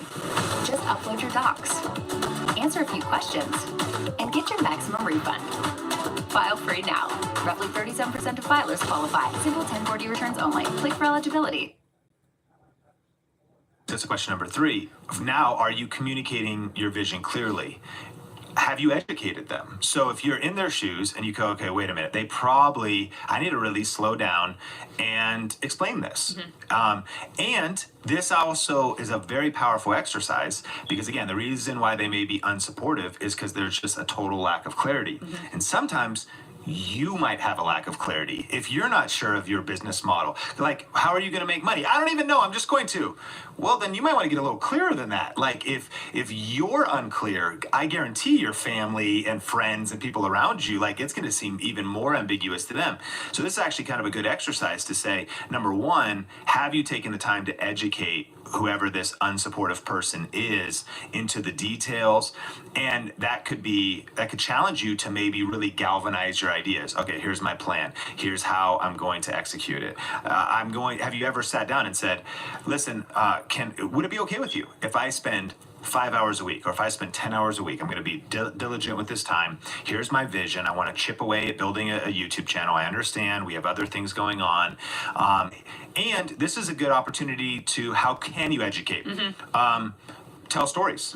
What exactly are you doing? How do you even make money? Well, here's an example of someone I'm following. Here's what Think Media is doing. Here's what this specific person in my niche is doing. Here's the way they're making money. I've actually studied them out a little bit. It took them a couple years. That's my vision. So my vision is that's what I want to do as well. And I think that I really have it in me. And what do you think about that? Could you join me on this? It's going to be really hard for someone to support your vision if you haven't clarified and communicated your vision. Yeah, and maybe this has happened with you. I know for me specifically, the things that I care about in my vision are not actually the things that Isaiah cares about in the vision. So for me, I'm like, I'm going to help people. I'm going to, do all these things. I'm going to be able to fill in the blank. And he's like, okay, but like, who's watching the kids on Tuesday? So being understanding, I mean, we could go back to so much that you've even helped people on the podcast with, of just understanding how to communicate. What is the thing that really matters to them? Have you noticed this in your life with Sonia? Just the idea of like, 100%. When you're saying, this is what I want the media to be. I'm going to change the world. Yeah. She's like, well, the garage has been so dirty for so long, and that's my highest value. Like, Yes. would you actually help me clean the garage? You're like, but I'm changing nations. Yes. Yeah. And so, yeah, you're right. Like, understanding the other person, because that's the dream of also an effective YouTube business. Yeah. Like your motive, mission-driven impact, It's a legitimate motive. Yeah. What about our bills? Right. Like, what about like actually our family? Yeah. How are we going to feed our kids? You go, okay, inside of this vision, we're not just going to be able to make a significant difference in the lives of people. We can also make a significant living. And so, honey, on the other side of this, you know, mom, dad, on the other side of this is the fastest growing small business type. Hey, here's a report from Signal Fire. Like, hey, here's a study of 1,400 content entrepreneurs. Like, this is a real thing. And so this will be able to achieve the values you have. This can fulfill your love languages as well as mine. Definitely. Now, the next one is, do you have reputation for follow through? Now, Ouch. stepping on a couple This toes. is the one you said in your story. This was me, and actually, I'll defend myself a little. Entrepreneurship is failing over and over. It is the idea of, can you pick yourself back up? What does that look like? And it's framing it for the other person, because it wasn't that I was untrustworthy. It was that I was interested in a lot of things. Sure. At the same time, that all costs money, right? So in that, you know, was I following through on being a wedding planner? I mean, sure, I had done a couple weddings and I was making a little bit of side income, but I was investing a little bit back into it. Was I good at, or was I following through on helping other small businesses do social media? Yes. And I was also interested in fitness. Like, so I was all over the place. And so it felt like I wasn't following through. Now we look back, my husband and I talk about it, and he's like, oh, I see that you were just trying to figure out your thing. But I was not communicating that. I was just bouncing from one thing to the next thing to the next thing. And so my track record of following through was very low, right? Sure. And even up until the point, I mean, I remember vividly calling him after you and I had sat down at coffee, and I was like, you know, but he already knew we were going to meet for coffee, right? We have boundaries in our marriage, and I said, this is going to be amazing. Everything's like, this is going to be so awesome. We're going to create this course. We're going to like change the freaking world. And he was like, okay, sure, you know, and not that he doubted me, but rather than just going full-fledged into supporting me, he just kind of had a little guard up because, oh, this is Heather with another Heather thing. Sure. I am a verbal processor. And even John on our team right now, you know, you're going to be like, Heather, why are you talking about this our beef so much? I'm obsessed, okay? I was going to sell it. I was going to keep it. And John goes, do you just pivot in real time? And I go, yes, that's my personality. I am pivoting in real time. Yeah. That can show signs of non-follow through and not being trustworthy. So it's actually just communicating. Now I say, I am verbally processing this. I've not made a decision. I'm just verbally processing. So what about you? Well, yeah, so we're turning the mirror back on ourselves. Again, we are demanding or asking or hoping, why are they not supporting me? What's your reputation? Yeah. And, you know, that whole, I would say, hearing your story, you were following through, and at least there was those micro wins or big wins, but they were kind of scattered. And that sort of speaks to maybe the power of focus and not even that you had evidence of hustle. One of the things I learned growing up is I got to actually watch my stepdad and my mom, and I got to watch my mom go from network marketing company to network marketing company to network marketing company. And there was these magnets. These were all cool too. These like magnets that would like release tension and like massage things called Nikan and these whatever. And I remember, it costs like a couple grand to get started with one company. And you kind of do it for a while. And then the question is there any sales? And even if there's not sales, are you like smashing the phones? Are you like hitting the pavement? Are you driving door to door? Like, are you hitting all your friends up? And that sometimes it was like you get into the dream of things, but you don't necessarily back it up with the hustle. So I watched that. And then sure enough, it was like, okay, this didn't work out. Oh, there's another one though I want to join. And I don't, so now I'm looking at both sides. I'm like, okay, if I put myself in my stepdad's shoes, not even necessarily just actual success and revenue. Even just what are your actions? Yeah. What is your, are you actually hustling? Are you in there working? I see this happen in a lot of people we coach, a lot of peers, other men that I mentor. Again, they say they got big dreams for business, but then they're playing video games all the time and they don't have a gaming channel. That's right. So it's like, so then if you think your spouse is supposed to say like, you're not hustling though, like you're still literally life or death might be on this. You got your day job and you're trying to get your side hustle to monetize.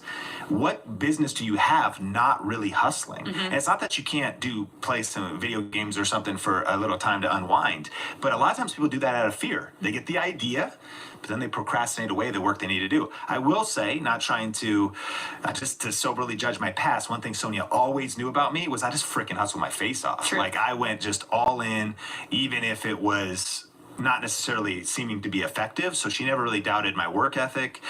There was times though that I was definitely probably spending my time like you in the wrong place, spinning my wheels. And again, if I chipped away at one thing that was less meaningful, and then she got home and she's like, well, you said you were going to get all this done. And I made one thumbnail for 8 hours because I wasn't managing my time well. All of those details are, super important. And just, do you have a reputation for follow through? Yeah. Number 5, are you skilled at what you're doing? Ooh, man. And this is something people need to soberly. I think all these questions you should be evaluating on a regular basis, but this one specifically, are you actually skilled in what you're doing? Their unsupportiveness feeling might be them actually not saying, you're actually not really good at that, And like, hey, Sonia, I have decided I want to be in the NBA. Yeah. Like I'm changing, I'm going into the NBA, and she's like, I don't support that. Why don't you want to support me? That's an extreme example, but that's the ultimate example. Like self-awareness, there's a thin line between self-awareness, there's a thin line between ambition and leaning, stretching into gifting and delusion. Truth. And sometimes it's hard. Do we have what it takes? What do you think about that? Yeah, and I think this is, when we're coaching and helping people in this, it's not that you can't start a YouTube channel when you're excited about something new, but my best advice is just pause before. If you're just jumping into, say, like Kyle from our team just got a new Jeep, it's not like he doesn't know about Jeeps, but like maybe this is like his first experience with it, right? Maybe don't start a Jeep channel right away. Like, see if this is something you're really into. See if this is something you really want to be in community with. See if this is, because the self-awareness of saying, are you actually good at this? Like, are you good at teaching? Are you good? Are you really good at mechanics? Are you really good at finance? Whatever it is that you're jumping into. I see this happen a lot too when people start to change maybe their diet or their or in their finances, and they're like, oh, I want to start helping other people. And it's like, let's work the journey a little bit. Make sure we've got some receipts to show that you can help. And that was a big thing of what you even did in your journey. You're like, I'm not going to just start helping people in VRA. I'm going to actually like coach people privately, make sure this program works, and then go deeper into it. And I think more people need to actually know that patience is a part of this process, and that someone's unsupportiveness isn't actually them attacking you. It's maybe just them subtly saying, maybe put a little bit more work in before we start going into it. I think that's strong. And of course, this applies directly to, I think one of the things that speaks, maybe your skill is low, but can your hustle be high? It's good. Here's where I fail a lot. I've never really been able to commit to a workout plan. I've been able to commit to running. But one of the things that I do, I don't really buy infomercial stuff, but I'm on Amazon all the time. I buy exercise bands, and I'm like, ooh, this looks cool. I buy these little exercise tools. So there's like constant packages coming to my door, little recovery things like massage guns and things like that. Well, I can imagine in Sonia's mind being like, why do you need that massage gun? You never actually push your muscles to the limit. You know what I mean? Like, it's illogical, like, play it out. Like, why do you need these recovery tools since you haven't actually even opened up the bands that you bought yet? Like, are you even really hustling and following through? And sometimes what we do is we make these declarations without much credibility or strong reputation. I think we should talk less, hustle almost in secret, and then make the declaration. That's a different way to approach it. We make a declaration. I am going to get Brad Pitt Fight Club ripped, so I'm paying for an expensive gym membership. How about actually commit to 30 hours a day of just push-ups and sit-ups for free? 30 hours a day? 30 minutes a day and for 6 days a week. And you do that for a whole month, and that person goes, wow, you've really been hustling. Okay, yeah, that gym membership makes sense. We like jump the gun kind of, and then we think people are unsupportive. So you flip that back to YouTube channel or whatever, like, hey honey, I want to buy the most expensive camera. Well, you haven't even shot a video yet with your phone. So skill needs to be developed, but rather than making these bold, declarations, sometimes talk literally is cheap and actions speak louder than words. And so if you can put some actions in that you're not declaring anything, but people notice, then your family members see you, then that person sees you, they're like, wow, you've been really consistent. That's good. Building up your skills. Okay, I can get behind that. And now you want to make an investment. Well, let's stretch into, let's say, multiple thousands of dollars of investment. You have a track record of even a couple months of really doing the thing. That could go a long way. So good. All right, number 6. Are you being faithful with the other commitments in your life?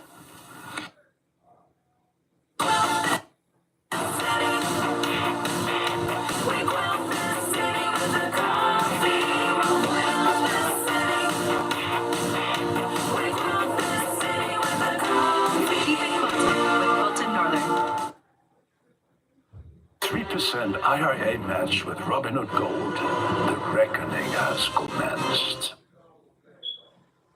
Faithful with the other commitments in your life. Are you being faithful with the other commitments in your life? Yeah, this is a good one because now we're saying, okay, so I want to start a YouTube channel. I want to build my online business. But man, I feel like they're not supporting us. Sometimes we get so self-righteous about that cause that it's to the neglect of just our day-to-day responsibilities. Yeah. So ask yourself, like, who's depending on you? Like, what are the goals and roles in your relationship? And have you been making even deposits and withdrawals? So again, if I hustle all day on my YouTube channel, and I know though that my spouse or my roommate's expectation is, well, the house is cleaned up, or did you take the trash out, or did you take the mail, pay to the bills, or did you take care of the kids? If you neglect those things, then actually they see your YouTube business, your side hustle, as an enemy to the relationship. So why would they support that? Furthermore, if you're doing those things, then they would be much more likely to give you grace or leniency. And so it goes back to that parents thing. I feel like my parents aren't supporting me. Where you're like, well, I got my homework done. I've done good grades. I'm getting to sleep. So now there's more freedom and trust. And when I think of deposits and withdrawals, this is huge. This is true in teams, marriages, any kind of relationships. Some things you do in a relationship are a deposit, like a deposit at the bank. So when you know what their love language is, or you know what they've asked you to do. Your roommate, hey, can you put the dishes actually in the dishwasher and not the sink? That's actually a deposit. They have a request, you did it. Awesome. Then you think about a withdrawal, though, is maybe like, hey, I really want to batch shoot this Saturday. Could you cover for me? Could you do this thing? Well, ultimately, then that might be a withdrawal. But your question is, what's your balance? And too many people are overdrawn. Their account is overdrawn in terms of, I feel unsupported because all you're doing is, it's constantly a burden. The YouTube channel is constantly affecting the relationship negatively. And so are you being faithful with the commitments in your life? Yeah, I take this back to even when I think about being an early entrepreneur and a young mother. I was pulling myself at two different ends. I was, young kiddos, and I was also trying to run a business. And so I think about, what is even the season of life that you're in? What are you committed to in this season of life? And so I actually started to turn, instead of building, I actually went internal. And I was like, what can I learn? What can I be doing, right? Rather than it being something that was external, that was going to cost us more money or have me away from the home more, or those types of things. I just figured, this is the season I'm in. This is only for a short season. We were in the season of my husband building his career, me with the young babies at home, trying to figure out entrepreneurship. And I thought, man, am I not actually doing the things I need to be doing to my already here commitments, right? And also thinking, I was also signed up for all of these other things. And I had to really soberly evaluate, what was I actually going to give my time to? And for me and my husband, we decided that family comes first, no matter what. Like, if the video doesn't get shot, it's okay. Family comes first. If my kid needs me, family comes first. Those are just commitments we've made. But I have to say no to a lot of other things, because we will overcommit ourselves like crazy, especially if you're like me, a recovering people pleaser. Someone says, hey, we need someone for this. My hand is the first to go up in the air. And I had to learn to hold that hand down for a little bit so I don't overcommit, so that my goals and dreams could actually come to fruition, because I actually could then start working on it. And my husband husband could see that the time and effort I was putting into the one thing was actually the thing to support, rather than saying, hey, can you support me on these 5 different things Really that I'm good. a part of?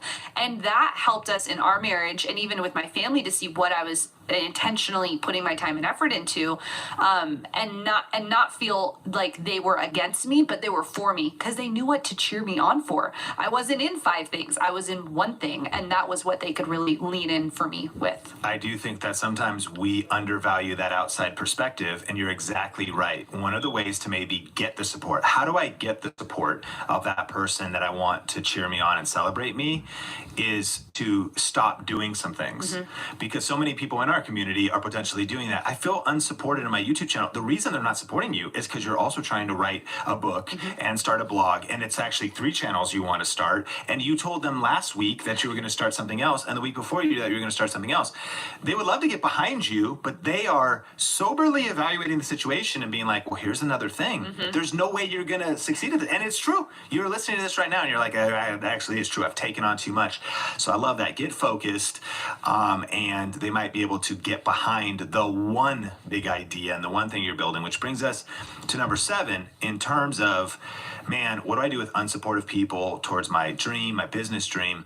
Is who is supporting your dream. I think we have to acknowledge that even if you are skilled at what you're doing, or you're at least putting in the hustle to build the skill, that you have a reputation for follow through, that you actually have articulated your vision, that you are really good with your priorities. This is pretty amazing too, but if you're doing all that, you're good with your priorities, you're super focused, you are understanding, you've put yourself in their shoes, they still might be unsupportive.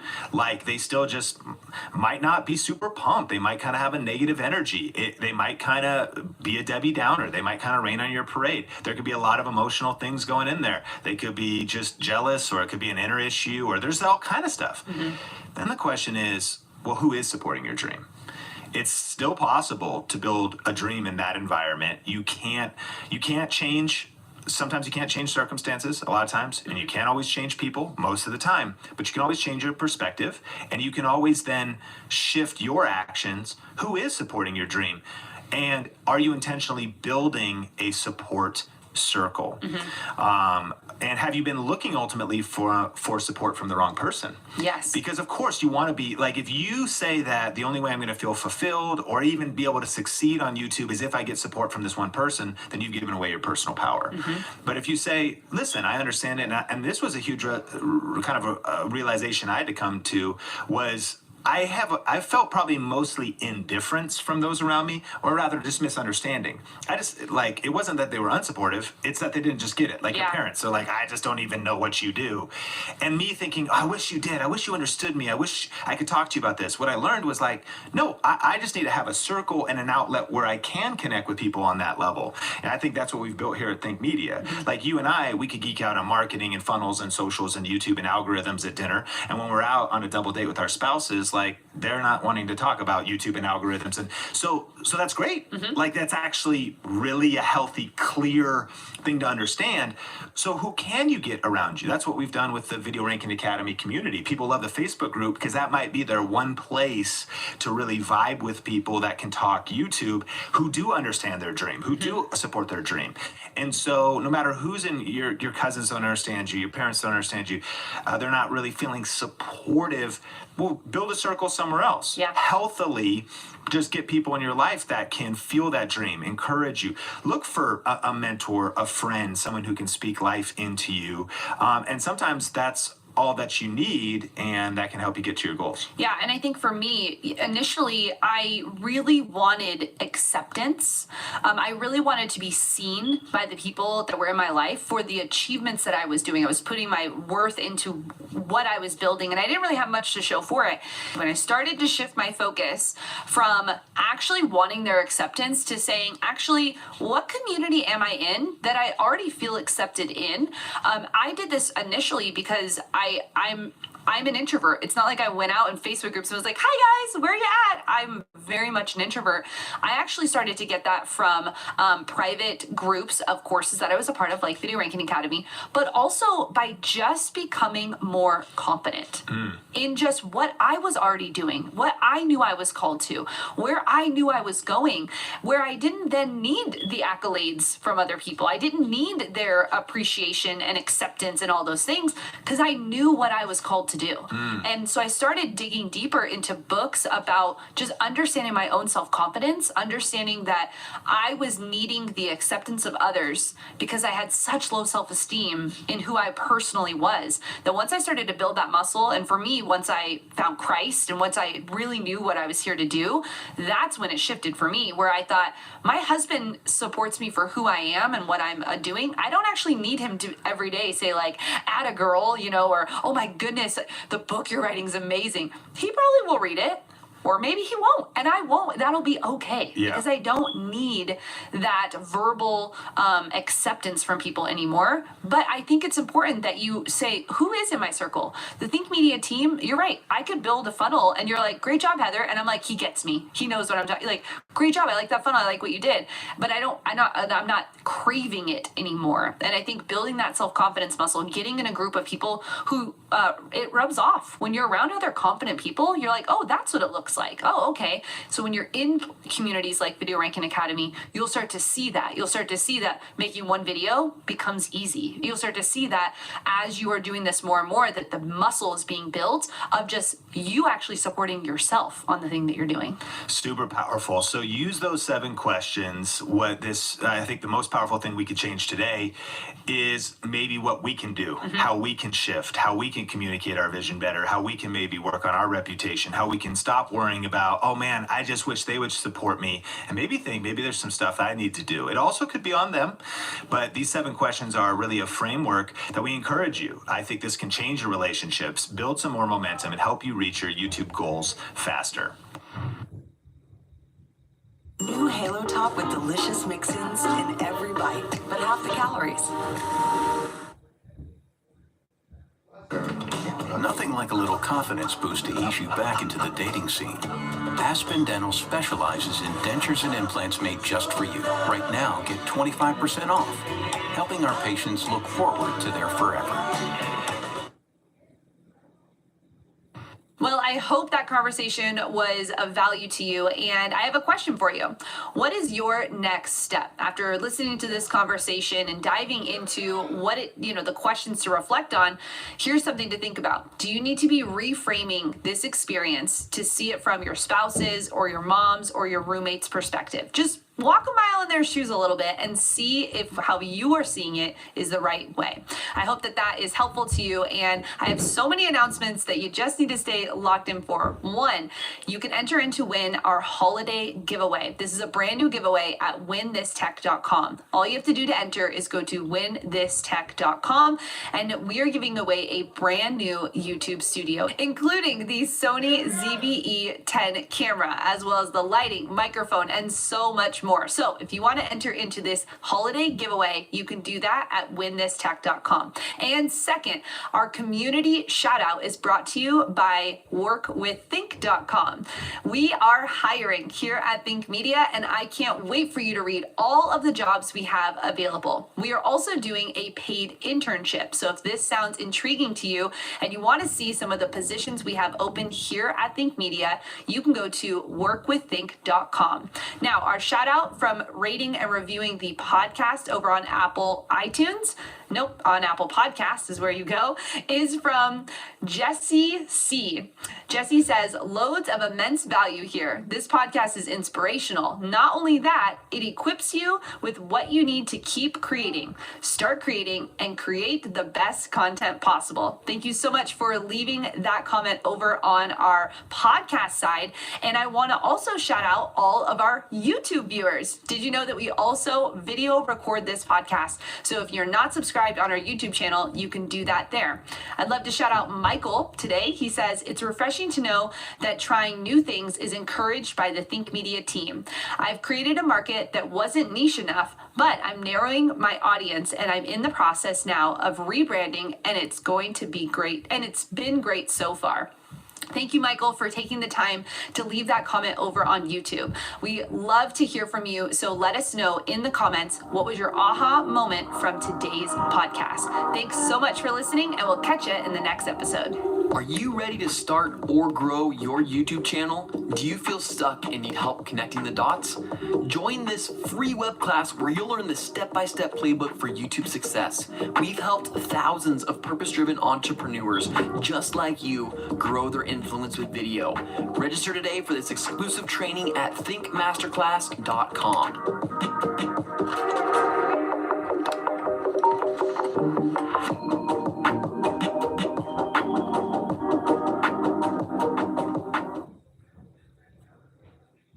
This isn't just a video switcher, nor a live streaming solution. It's not just a video console or an audio mixer. It isn't just a place where video and audio come together. It's all of these things and so much more. Angel soft. Well, it's gotta be soft. It's gotta be strong. Actually, Angel Soft is both. Soft so it's cushy and strong to get the job done. Angel Soft. Soft and strong, simple.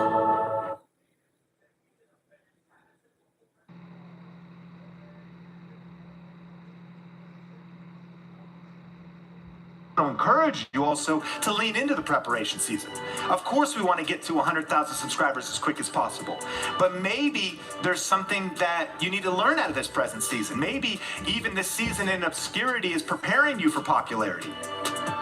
Taking the leap into full-time YouTube doesn't normally happen overnight. Usually there is personal development, business development, and overall hustle to get your dreams off the ground and at coasting elevation. I cannot wait to get into today's episode. My name is Heather Torres, and I'm the host of the Think Media podcast, the #1 podcast to help you grow your influence on YouTube and then turn that influence into a high impact and a high profit YouTube channel. And first, before we even get into the episode, I am so honored and excited to share with you our holiday sale. We have a special promotion going on for you right now where we have a brand new course teaching you how to get to your first 1,000 subscribers and earn $1,000 on YouTube without a fancy camera, editing experience, or having to work 50 hours a week on your YouTube channel. You can get all the details at thinkholidaysale.com. Well, over the next few weeks, during our regular podcast upload, our Tuesday ritual, we are going to be walking through a series called Taking the Leap to Full Time. Now, you might have noticed that we are also uploading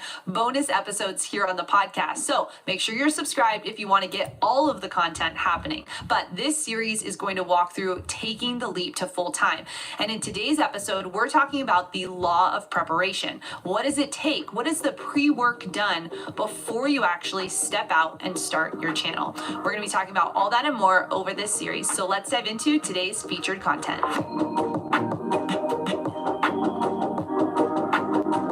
Real talk about quitting your job and going full-time on YouTube. Let me know. Do you want to go full-time on YouTube? Is that one of your ambitions? I think by this time, that's why you're here. But recommitting to saying, okay, I'm trying to figure out the path financially, numerically, my niche, all of those details. And I want to tell you a little bit of my story in terms of my journey to full-time. And I have never shared it at this level of detail before, so I'm super excited. But I want you to see this shot. This is a screenshot of Think Media over the last 10 plus years. Pretty crazy. I mean, 10 million watch time minutes, 1.8 million subscribers, on the way to $1 million in just YouTube ad revenue generated. But I want you to really get some perspective on this graph. What we're looking at right here, my friends, that's 2010.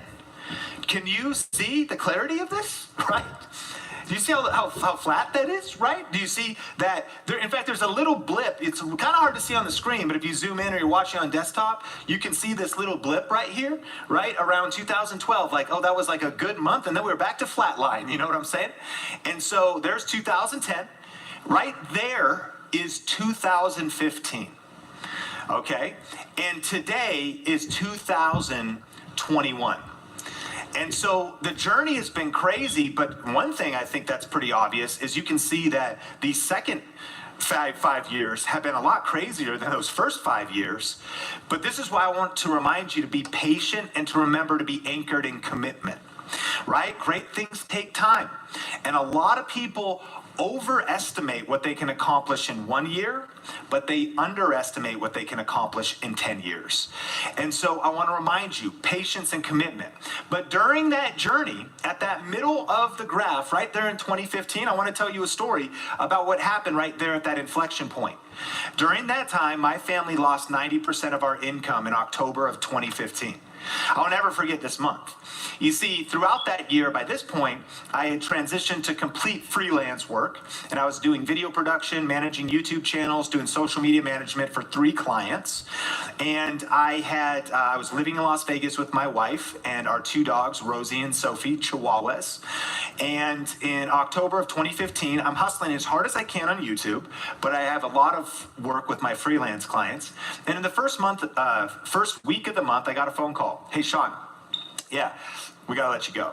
Now, these clients were paying me $2,000, $2,000, and $1,000, okay? So I'm earning $5,000 a month, $60,000 a year working for freelance clients, and I'm trying to hustle on my own personal channels right at the same time. First client calls me, Sean, we got to let you go. Kind of bummed, but I'm like, it's only 1 out of 3. What do you do if you need clients? You try to refill that slot. So a little distraught, but we're going to keep going. Second week of October 2015, I get a phone call. Bring! Sean, yeah.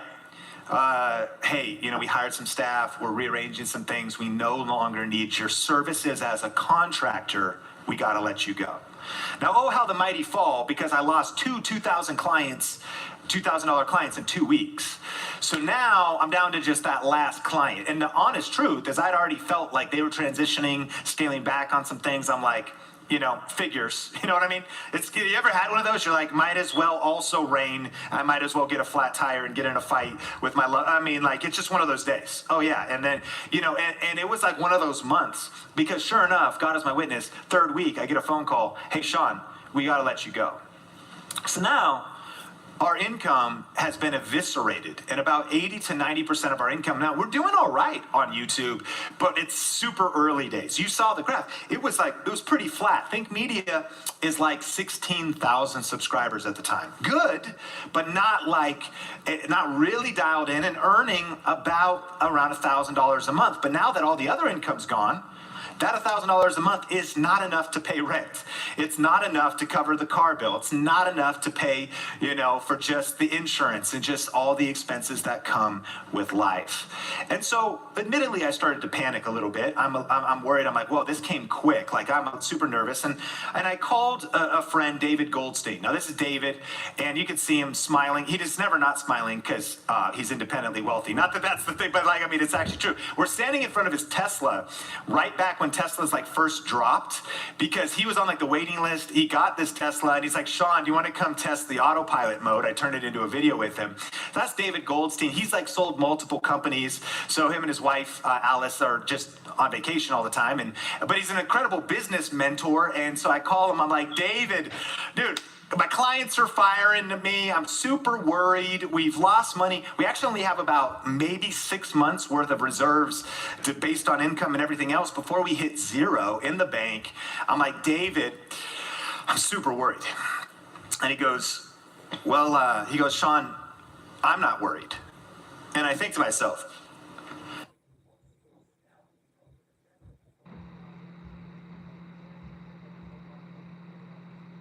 we are trying really hard to get you Reese's Peanut Butter Cups, but there is only so much we can do here. You're gonna have to meet us halfway.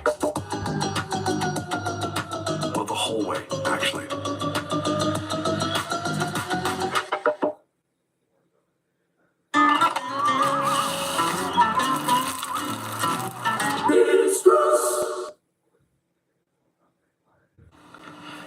the most offensive thing that I've ever heard anyone say. I know, David, I know you're not worthy. You just paid cash for a Tesla. You've been on vacation. And you don't sound worried sipping a pina colada in Mexico on the beach with Alice. Like, that's a true story. And he's like, I'm like, I know you're not worried. I'm not sure if you heard me, David. I'm worried, right? Like, you don't actually pay my bills, bruh. And so I'm actually kind of nervous. But he goes, no, listen. And I'm glad he said it ultimately, because he was like, no, I'm not worried. Because listen, as an entrepreneur, at some point, you have to jump off the cliff. And Sean, it seems like God just kicked you off the cliff, and it's your time to fly. You know what I mean? Like riddle masters that speak like that. It's like a Wu-Tang proverb, just like it's, when a boy's time to jump the cliff. You know what I mean? And I was like, all right, David, like, I know you're speaking truth. I feel that. And he was just speaking from a different perspective to say, man, it's time to go all in. Do I try to hire more freelance clients? In this case, I don't. I go all in on YouTube. So I want to extrapolate some of the principles that help me navigate to full time. You got to discern for yourself the season you're in, but this is just some moments and details from my story. So here's what happened. This is October. The first 3 weeks, I lose the freelance clients. Fourth week, I just watch Netflix and like eat Ben and Jerry's. You're trying to recover a little bit. But eventually I'm like, okay, talk to David. All right, it's time to lock and load, patience and commitment, focus and discipline. Let's freaking go. And so between November and December 2015, for 2 months, I posted 52 YouTube videos. This is just the exact math. I'm going to show you exactly what I did. And at the time, I was a solo YouTube creator. I mean, you'll see I was kind of collaborating with others. My friend Benji, who we did Video Influencers together, we were shooting some stuff, but I was the editor and the thumbnail creator, and I ran the blog, and I downloaded all the music, and I uploaded all the videos, and I did all the VRA and all the titles and all the video optimization and all the descriptions, and I did that for Think Media, and I did it. You're going to notice I was actually spread across 3 channels, which I don't think is a good idea, but this is just my story. And even better is to concentrate all your energy on one channel. But for 2 months, now mind you, no clients and no job, pure survival, I go all freaking it. 52 original videos. So here's a screenshot of the exact 52 videos that I posted on my channel, Think Media.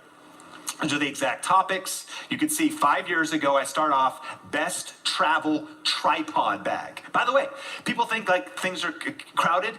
Dude, nobody's doing niche videos like that. That's what we've been talking about like all day. You got to find topics that at 21,000 views that could potentially be profitable, in terms of affiliate marketing, answer a very specific question. When we say specific, that's what we mean. Specific, right? Like that. The best travel tripod bag, 21,000 views over the last 5 years. But those are the videos on that channel.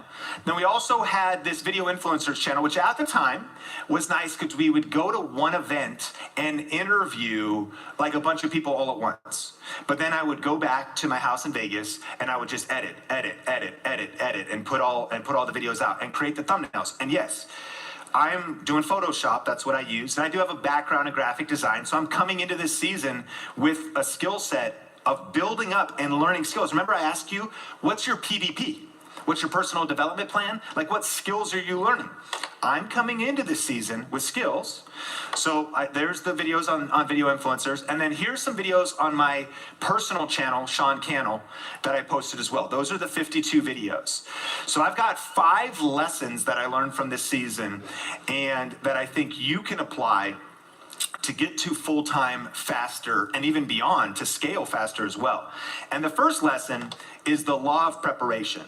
The law of preparation. Malcolm X said, the future belongs to those who prepare for it today. And Brian Tracy put it this way. He said, effective performance is preceded by painstaking preparation. Now, if you can relate, the reason I love this quote is because of the word painstaking. That's what a lot of people don't want to actually invest in. Like they're like, okay, I want to prepare. I might want to practice a little bit. Oh, wait, I'm going to get my shoes dirty. I don't know if it gets hard. No, well, I'm talking that sometimes preparation is painstaking. Like you need to get uncomfortable. Like, this software, this video editing software is so hard to learn. Have you even tried yet?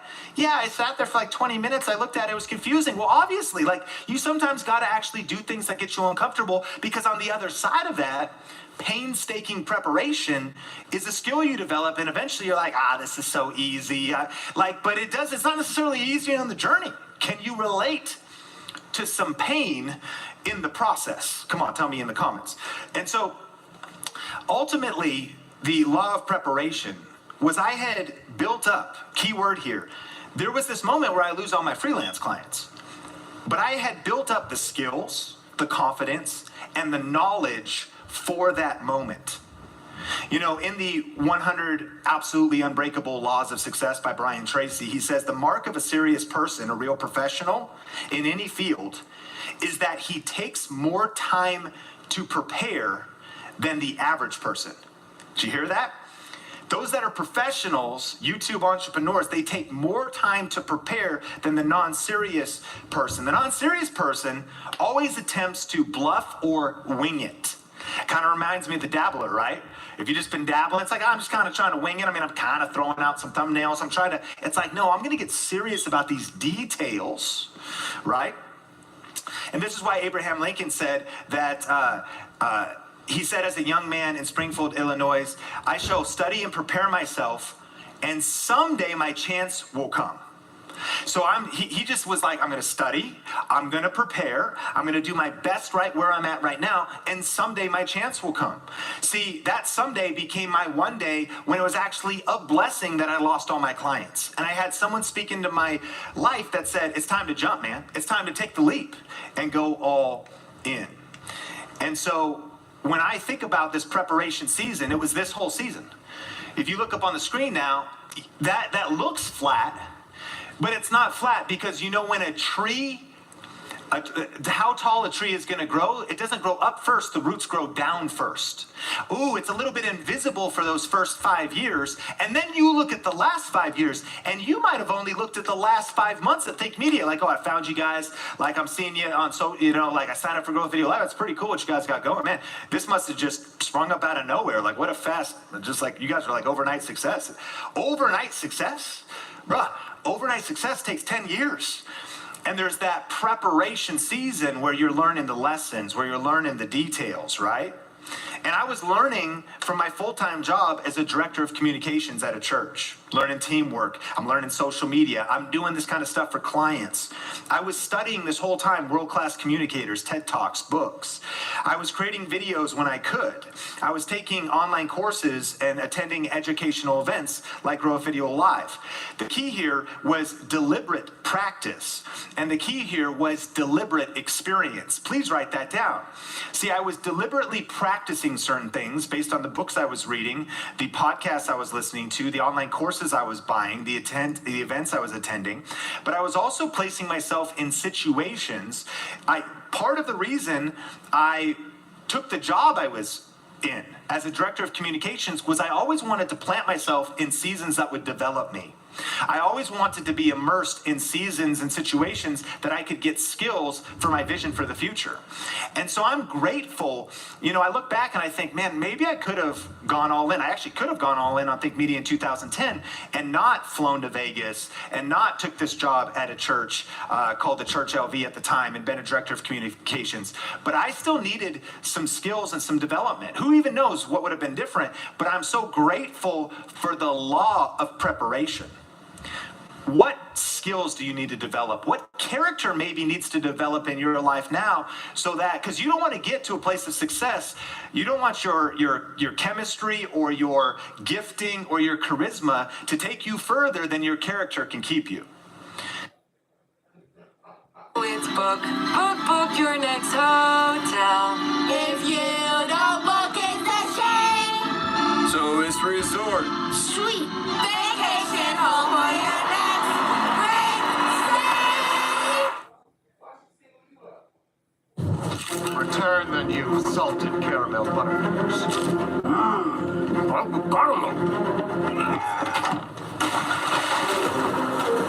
You think they can swim?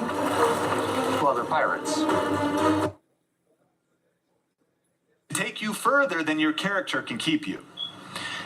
Man, we see it all the time. We see celebrities, we see actors, we see influencers crash and burn because sometimes YouTube growth and YouTube influence and YouTube impact put so much pressure on you that your marriage begins to crumble and you can't handle the stress. So we start giving into toxic habits, behaviors, addictions, and things like that. I'm sorry to go so deep on you, but these are just some of the lessons that I've been learning. And that's the power of the preparation season. I want to encourage you also to lean into the preparation season.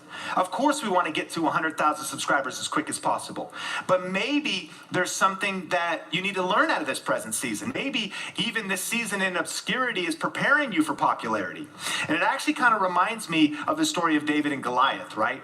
You've probably heard this story before, and it's the story of this absolutely impossible situation where there's a giant so much bigger, a man of war since birth, someone that there's no reason that David could ever take down Goliath.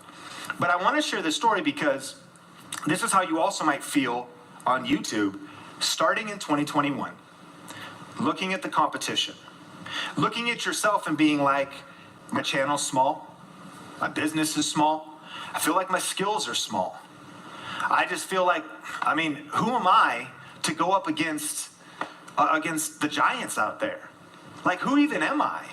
Like, they got swords and spears and stuff. I got like a few small stones and I got a sling. Like, who am I to go do this thing? Like, the giants just look so big ahead of me. But I want to encourage you, there's something about the law of preparation. Because when you look into the recorded text of that story of David versus Goliath, the Saul, who was the king at the time, was talking to David. He was like, yo, bro, listen, there's no way you can go up against this guy and possibly win. That's what he says. He goes, you can't fight this guy and win. You're only a boy, and he's been a man of war since his youth. There's no way you could go up against your competitors on YouTube and win. There's no way you could start in 2021 or 2023 or 2025 and win. The giant's too big. But check out what David said, and I love this. He goes, I have been taken care of my father's sheep and goats. And when a lion or a bear came to steal the lamb from the flock, I went after it with a club, and I rescued the lamb from its mouth. And if the animal turned on me, I'd catch it by the jaw and club it to death. I don't know if you've ever read the Bible, man. It gets real. This is like some gnarly gangster street stuff here. It's like I'm clubbing lions. And he's like, and I've done this to both lion and bears. I'm going to do it again to this giant. So what does that illustrate? It was that if you're going to be ready to take down the giants in your future, you can't ignore the preparation in your present. There was sheep to protect, there was lions to fight, there was bears to fight, and I'll tell you, that sounds pretty scary as well. I mean, really scary. I don't know. David was like a real G, man. He's grabbing lions and clubbing them and stuff. But I mean, you got to fight those smaller battles, those smaller challenges. It starts with just mastering Canva and getting great thumbnails. It starts with just tweaking in some of your skills so that when the day comes where a giant is standing before you, you're like, listen, dude, I'm so good with these stones and this sling, I'm ready to take that thing down. The law of preparation. The law of preparation. So here's my question for you. How deliberate are you being about your practice and your preparation? Deliberate. Could you be more intentional about not just, we're kind of all practicing, but by the way, that word deliberate comes out of a study from Malcolm Gladwell on those that get 10,000 hours before they reach like mastery in their field. But here's what they discovered in that study. They discovered that it wasn't just 10,000 hours of activity. It was 10,000 hours of deliberate practice. Come on. Like, I'm talking 10,000 hours of being like, no, I know what I'm going for. I know the specific skills I want to sharpen.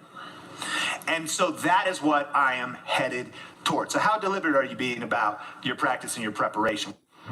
The law of preparation. How deliberate are you being in practice to prepare you for going full time on YouTube? It was interesting to watch back that clip after our event Growth Video Live, kind of remembering some of the moments in my story. But I'm curious, Heather, over the last 5 years you've been practicing and developing here at Think Media and a whole new set of skills. And there was 5 years before that, plus, where you're learning entrepreneurship, business, marketing, social media. So what are some of the things that you think about that you did to deliberately practice to become the leader and the creator and the influencer that you are today? Yeah, a couple things come right to mind.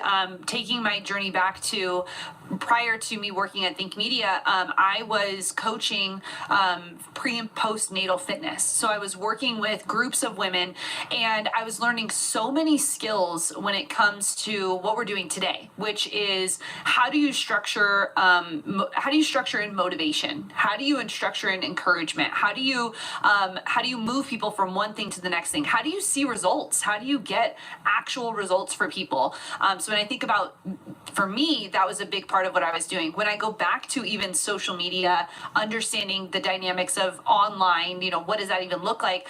I go back to, just creating accounts for small businesses and testing out different types of copy, testing out different images, what's working, what's not working. I was so dialed into trying to understand analytics, which is really boring, really. Like, you're just looking at numbers all the time.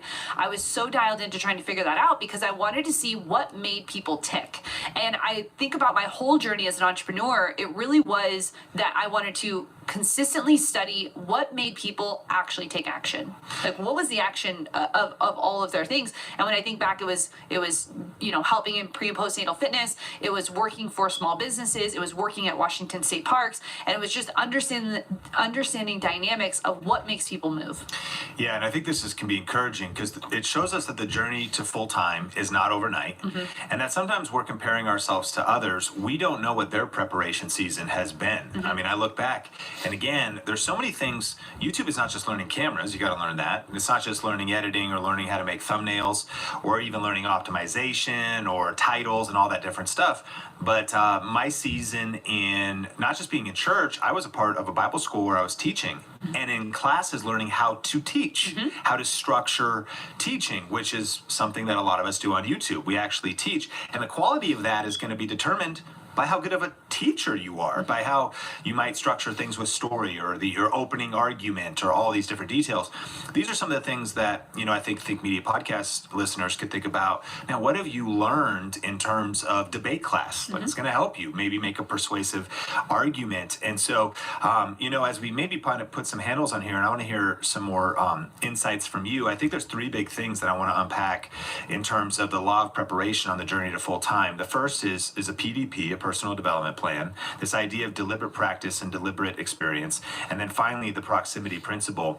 And so if we're going to put handles on this and even some maybe takeaways and tips, I think that first of all, you do need a PDP. Now, it might not be super official. Maybe people don't think about that term, but people like those who really go full time, those who become great at their craft and have built a career, they do have a personal development plan. For you, what were some of the things you did intentionally to just grow really focusing on YouTube and even during this YouTube season? Yeah, I actually take it all the way back to when I had my first baby. After I had my first baby, I experienced, without knowing, that I had postpartum depression.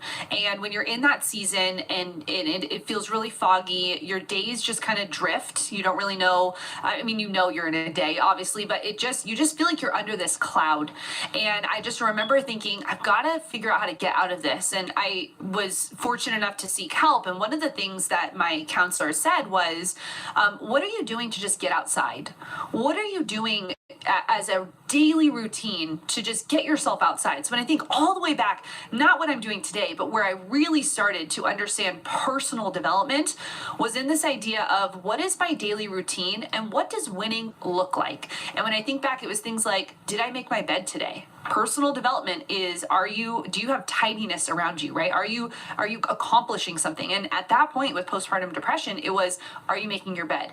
Am I working out every day? And that doesn't mean I'm like lifting weights and going hardcore. Did I go for a walk? Did I do, what was I doing? And then it started to develop into, what am I actually listening to? What am I putting into myself? Am I watching way too much Oprah? Yes, I was, right? Way too much Oprah, way too much HGTV or TLC at that time, way too much I didn't know I was pregnant type stuff, like the crazy things, because I was just sitting as like kind of in this moment. And I thought, no, I'm turning off the TV. What can I put into my mind that could actually be beneficial? And that's actually when I discovered Tony Robbins. And whether you agree or don't agree with Tony Robbins, that doesn't bother me at all. But for me, I was just then invited into this whole new space of what to think. So my personal development plan, starting way back in this journey, was really about my health of my mind, body, and soul. And so I really started to dive into what was that. Now it's fully developed into a morning routine. I'm so structured on, how can we help develop other people and just so much more. But really it starts, and when I start to fall off of it, it always goes back to those things: my health, my body, mind, and soul. And that's similar to me as well. I'm a huge believer in you are what you eat. If you want to become a full-time YouTuber, are you eating the diet that is going to develop you into that character? Are you learning those skills? And I think part of a personal development plan, I think a lot of people can get stuck. Have you noticed this?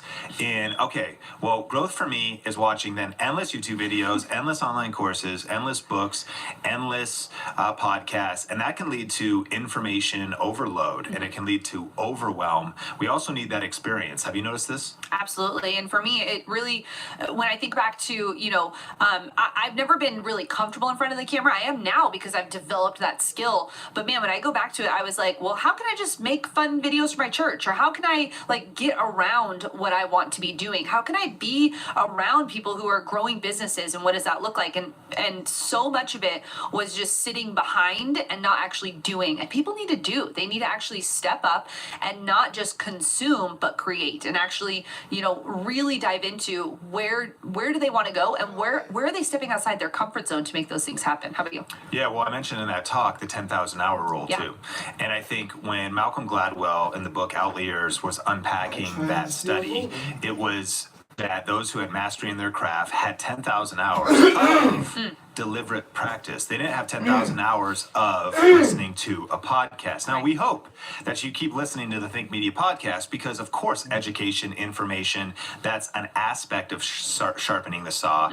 But deliberate practice is the real needle mover. Yeah, and I have a great example. My husband, Isaiah, he's approaching 44, and because we've been able to grow this business, he has the opportunity now to really chase his dreams. He really supported our family early on, working 2 jobs, 3 jobs, developing out a career. And now, because we're in this situation where we're both able to really focus on what we want to do, he now has decided to become a pro golfer. Now, he's doing great. He's a semi-pro golfer right now, doing different things. But the shift happened for him in the same way you're saying about those 10,000 hours, from watching golf every weekend and sometimes practicing, going out with the guys, to now, no, he's invested into this. He is he's a membership at a place, and not just to go on Saturdays and drink beers, but he's going almost every day to be practicing his different putts. He's going, he's studying, what does this iron do versus that iron? How about, when the wind is like this, what does that do to the ball? And, really understanding that it's not just about the consumption of the thing you want to do, but it's about doing the things that you actually want to do. And it goes back to you look at any of the greats, Kobe Bryant, I'm just naming sports people now, which is probably the only sports person I know, but they were always doing things behind the scenes that you never saw, which is what actually affected the games that they played. Yeah, I think that is maybe a call out to a lot of people listening to this, and a lot of aspiring full-time YouTubers. Are you practicing 10,000 hours, or are you just watching other creators, watching your favorite teachers on YouTube, constantly consuming content? It's not 10,000 hours of watching YouTube. It's 10,000 hours of deliberate practice. And that is also deliberate experience. And one of my favorite concepts, I learned a term for it later, and it sort of spoke to what I referenced, the 2010 to the 2015 era in my life of the proximity principle. Now, our friend Ken Coleman at Ramsey Solutions really helps people with their careers, and he talks about, he has a book called The Proximity Principle, and it's simply this, that if you want to do something in your future, the question is, what do you want to do in your future? If you're listening to this series on the Think Media podcast, you want to be full-time on YouTube. YouTube. You want to be a YouTube entrepreneur. Okay. If you want to do that, can you today, before the views are there, before the subscribers are there, and you need to have some type of a job, could you find a job or an internship or a place where you work part-time that actually will get you closer to your goal? Can you get in proximity with somebody who's already doing what you want to do? And sometimes people think, well, I don't know. I don't know any full-time YouTubers that I could go work for. Well, I didn't work for a full-time YouTuber. I worked at a church because what I had identified was I identified the skill sets. I identified that, okay, what are some of the things I need to learn? I need to learn communication.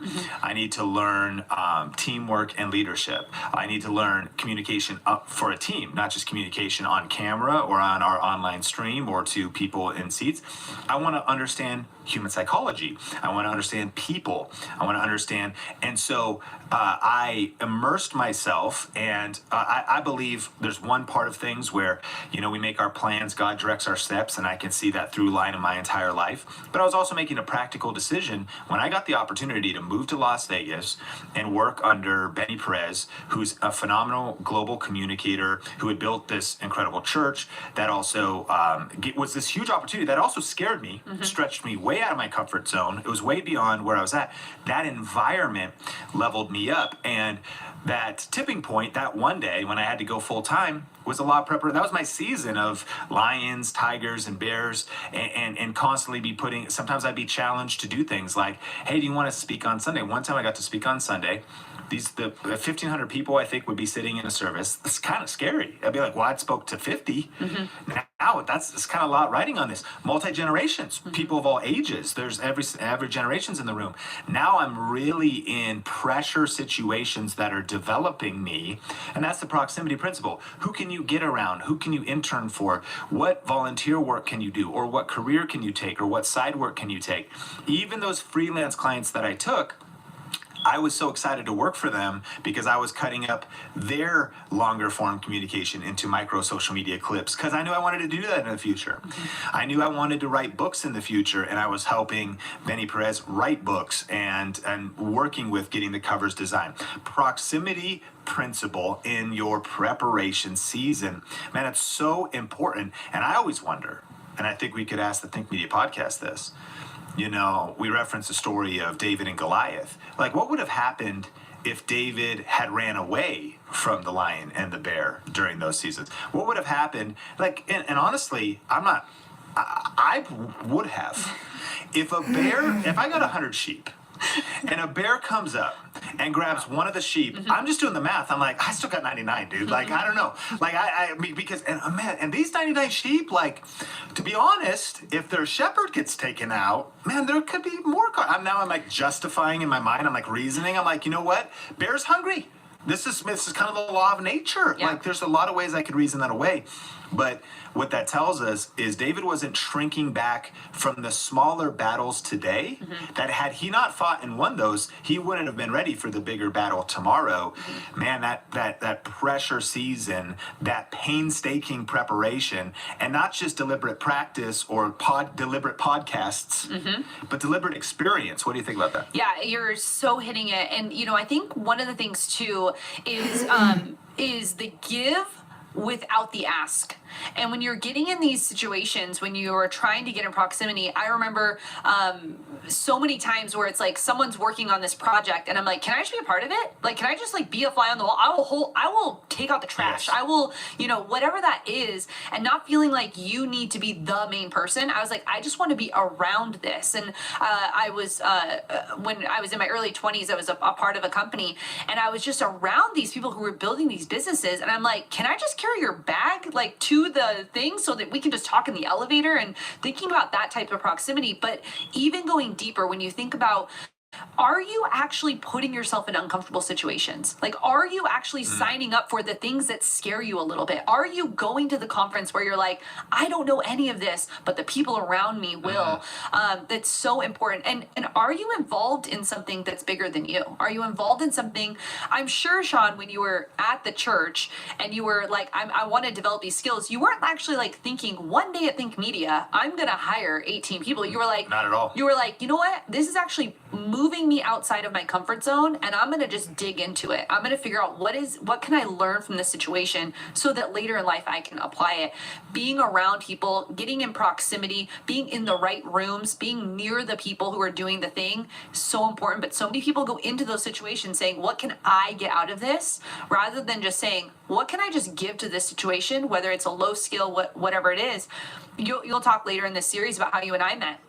There was no ask. It was like, hey, I want to get in proximity to someone who's doing something kind of like me. How can we work together? Yep. What can we do together? What skills can I bring to the table? And there was no ask on either one of our parts. Right. It was very much just like, hey, we both have a vision. Let's just kind of get around people who are doing the things that we want to do. So what meetups are you going to? What groups are you a part of? Where are you being pressured? Pressure makes diamonds. Yes. Where are you being refined in your life right now? Man, I'm so pumped, and those are great insights. This 5-part series is going to be fun, and we're on this mission to help people get to full-time. And that sometimes, I think realistically, we want to help people get to full-time faster. It really depends on where you're starting. Yeah. You know, but maybe unpacking that there's these 2010 to 2015 season of Think Media, and then there's even the last 2015 to 2021 and beyond. These different seasons, like great things take time. Yeah. And so in this Law of Preparation episode, it's a 5-part series, and I think each of these points that we're going to kind of build out some nuances around are absolutely critical. Kind of a recap for you, Think Media Podcast. What is your personal development plan? Like, what are you intentionally learning? What skills do you need to develop next in terms of your YouTube career? Or maybe it might not just be YouTube, in terms of maybe the business you're going to build around YouTube, or who you need to become character-wise as a leader, or just even just basic discipline in life. What are you deliberately practicing? And is there something that you could have deliberate experience in right now? Sometimes there was I was chipping away at my YouTube channel on the side, Heather, but my main priority was the church. I knew what my priorities were, right? Because that was my career. It was who was paying me. So I wasn't posting a video a week. I was posting a video every week during summer, and then a video when I could during other seasons of my life, because I knew the season I was in, and I wanted to make sure that I didn't miss, that I was planted deeply in the season that I was in, and that I didn't miss on all of the potential nutrients around me from interpersonal relationships, teamwork relationships, opportunities. And that season really developed me. Again, if you're listening to this, would you be willing to be maybe a little bit more patient with your timeline? I might not be full-time on YouTube in 2 years, because for the next 2 years, I need some deliberate experience. I want to actually get that painstaking preparation. So I'm going to take that job, or switch my career, or go work at that marketing firm, or go join that person, or apply to Think Media, or whatever, and say, like, I actually realize I need to be immersed. And I've actually learned, I really believe this, that actually the best way to get to your own vision is to serve someone else's vision first. Preach, man. We've both lived that. We've both lived it. Yeah. And completely thinking that sometimes that ambition to rush towards our vision, it may not work out, or again, we might get there and we're not ready for it. We haven't developed the character for it. So what is your PDP? What are you deliberately practicing? And then what about the proximity principle? Who could you get around? Who could you reach out to? I think people are afraid. Just go for it. Yeah. Just try. They might say no. There might be, you could try to do an internship. You could try to work at a different company. You might also have to be willing to move. Yes. We've both done that. We've both done that.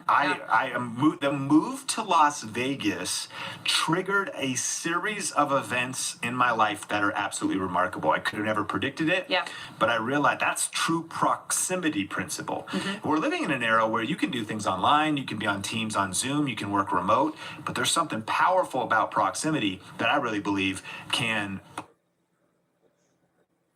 When you host, your bathroom can feel like a revolving door. Keep things fresh with Febreze Bathroom. It's an outlet-free air freshener that fights odors for 45 days. So even after every flush, you know your bathroom smells amazing.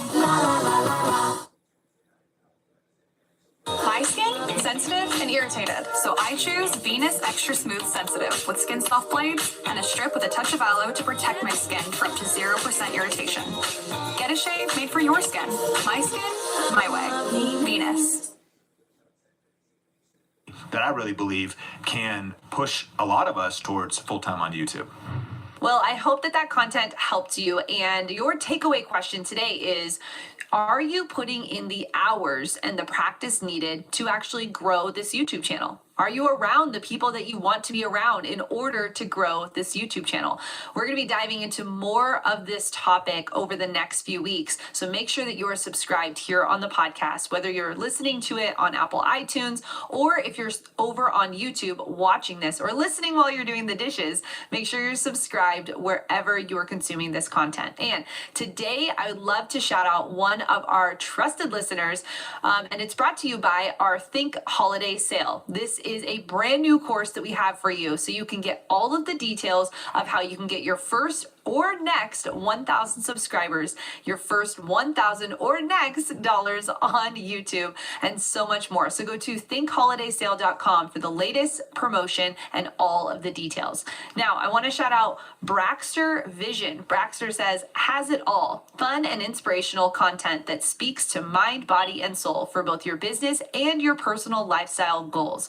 So yeah, it basically has it all. Thank you so much, Baxter, for that comment. That is what our heart and mission is here on the Think Media podcast. We want to bring you conversations with different influencers and go deeper into the conversations not really talked about on the platform. So thank you so much for leaving that comment over on Apple iTunes. If you have not yet rated and reviewed the podcast, you can do that now after you're done listening to today's episode. And I also want to shout out Birgit Beckley from our YouTube channel. Thank you so much, Think Media team and Sean, for having me on today. Loved the conversation and gave us a lot to chew on. See you guys at Grow with Video Live 2022. Brandon and Brigitte. Well, thank you so much for leaving that comment. I cannot wait to hug you in person at Grow with Video Live 2022. Thank you so much for listening to today's episode, and we'll catch you in the next one. Did you see thinkmediasale.com? For the holidays, we're giving you 80% off our brand new YouTube Made Simple course bundle. Get over $1,900 worth of our best courses, tools, templates, and more. Just go to thinkmediasale.com.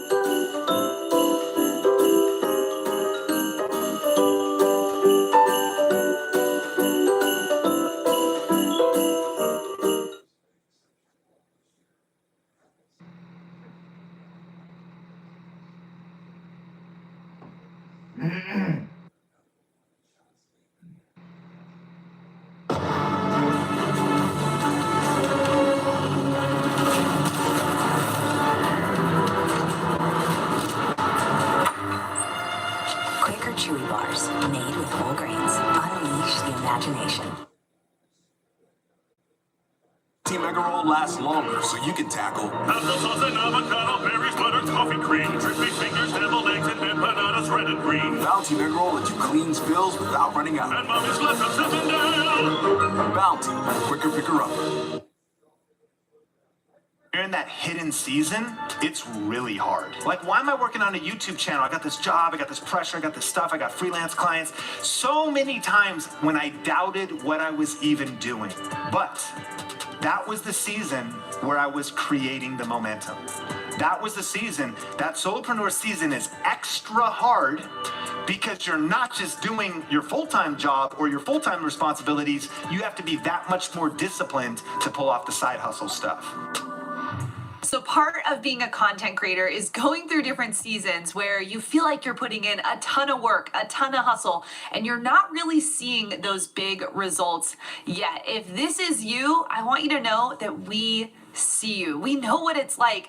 And can I be real? It's actually really hard. And in today's episode, we're going to be talking about that season and how you can actually capitalize in that season to move you into YouTube success. My name is Heather Torres, and I am the host of the Think Media podcast, the #1 podcast to help you grow your influence on YouTube and then turn that influence into a high profit and a high income online business. Now, if you are just joining us for the first first time, welcome to the podcast. Make sure you subscribe wherever you get this podcast on. And if you are on YouTube right now, I want to say please hit that like button and let me know in the comment section, where are you watching from? Now, this episode is brought to you by our thinkholidaySale.com. This is an amazing thing we have right now during the holiday season for you. We have our brand new course and so many bonuses for you at over 80% off. We're teaching you how to get to your first 1,000 subscribers and earn your first $1,000 and beyond on YouTube. This is brand new, so if you've not seen it yet, you can go to thinkholidaySale.com to get all the information and take advantage of 80% off of this holiday sale. Now, we are in the middle of a 5-part series called Taking the Leap. On last week's episode, we talked about the law of preparation. That was law number 1. And now we're heading into law number 2. And in this episode, we've broken it into a few different sections. And section number 1 is actually from one of our Grow with Video Live, which is our annual conference sessions that Sean did. So we're doing a little bit of that. And then afterwards, Sean and I come on and we actually expand more into the law of preparation and the law of momentum. Actually, just the law of momentum on this one. Last episode, we did the law of preparation. So you're going to have those 2 parts, and then I'll come back on and we'll recap together at the very end. So let's jump into part 2 of the leap to full time.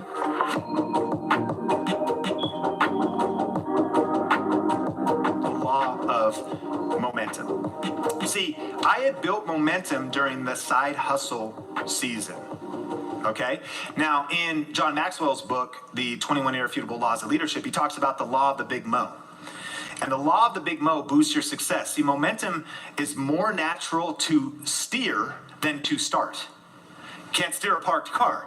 It's actually hard to start and keep things going. It's hard to get things going, but once you have them going, now it's time to steer the momentum, right? So once you get things moving, momentum is the most potent change agent, is what John Maxwell says. So the reason I say this is you right now in this moment, and really listen to me for this part, you are possibly in the hardest season you're going to be in on your journey to YouTube success. Now, it's really impossible to compare the seasons, but I think about today, and if I let you into my life a little bit, I am feeling a sigh of relief because we have the Think Media team around me and us. We've got support around us. We've got a community around us. But even specifically when it comes to team and support, like, it's not all on my shoulders anymore. Like, we are carrying these things together.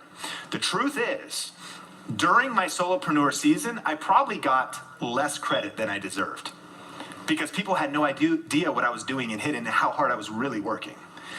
But now I probably get more credit than I deserve, because you don't realize how remarkable the Think Media team is and those around me, and they just make me look good. But here's the point. When you're in that hidden season, I get it, man. It's freaking lonely. It's really hard. You want to give up a lot. You want to quit all the time. You're tired, you feel pressure from every side, you don't think it's going to work, you're putting in so many hours and you're getting so little views. 5 years. Like, why am I working on a YouTube channel? I got this job, I got this pressure, I got this stuff, I got freelance clients. So many times when I doubted what I was even doing. But that was the season where I was creating the momentum.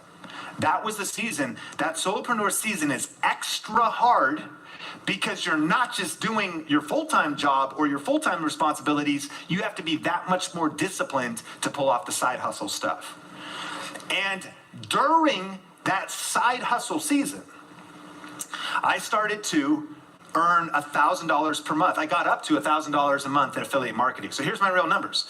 So I figured out my business model. I'm talking about tech. I'm reviewing tech. I'm understanding YouTube's the search engine. I'm following the 7 R's. I'm developing that whole system. You go back to June 2015, I had a $350 a month. It then goes to $764. And by, even by the month of October, I had a really good month. I had $1,577 come in on Amazon. Then it dropped to 1,000, so that debit of 3,000 was 2 months combined. You could see that in November. And so in 2015, during that time, this was money coming in, right? It was legitimate money. What I want you to hear again, you probably realize that $1,000, depending on your situation, if you've got mouths to feed, you've got a mortgage, rent, it's money, but it's not like, that's not enough, depending on where you live and whatnot. Like this certainly, we needed about, I mean, of course, you got to live on whatever you got to live on, but the median income in the U.S. is about $52,000 for dual income, averaged across the whole U.S. Punchline, that's 5 times short from that. But the other side of the coin is that's also real momentum. One of the keys of knowing when to take the leap is knowing that you already have some momentum, right? And then you go, okay, now like John Maxwell says, the law of the big mo, momentum is easier to steer than it is to start. Because that's what David saw. He was like, dude, you can go, I'm on the phone. He's like, because listen, you've been doing this for other people. You've been doing this for other clients. Now you're going to focus all on this. You're going to be surprised when you focus all your energy full time on going all in on YouTube. Write this down if you're looking for even a metric. It's called the 25% rule. First, step 1, how much money do you need to live a month to support you and your dependents? Write that down.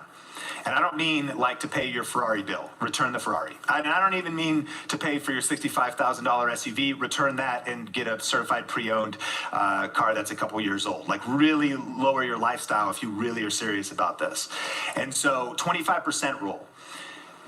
How much do you need to live a month? Let's say 4,000. You write your number down though. How much do you need to live a month?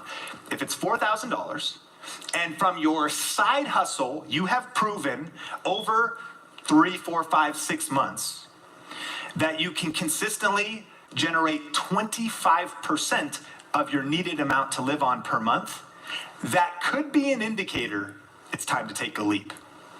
Now, don't email me if all of a sudden that doesn't work out for you. But listen, like that's why, because it's the law of momentum.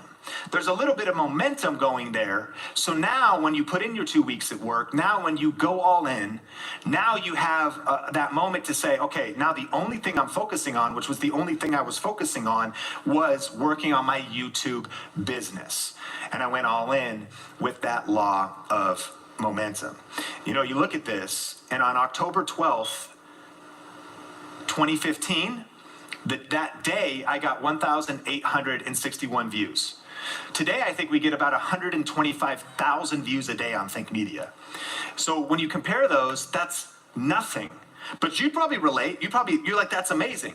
So what I'm trying to encourage you is there's not some magic number, but the point is you have some momentum. One of the biggest mistakes I see people take with taking the leap is they haven't done the preparation yet, and they don't have the momentum yet. And so you still might want to stay anchored in your job and keep working your skills. Invest just as hard, work just as hard, but stay in that preparation season. Keep learning, keep immersing yourself, keep posting videos when you can, keep practicing. And then a power question is, what momentum can you celebrate? If I was a flower growing wild and free, all I wanted you to be my sweet bee. And if I was a tree growing tall and green, all I wanted you to shade me and be my lead.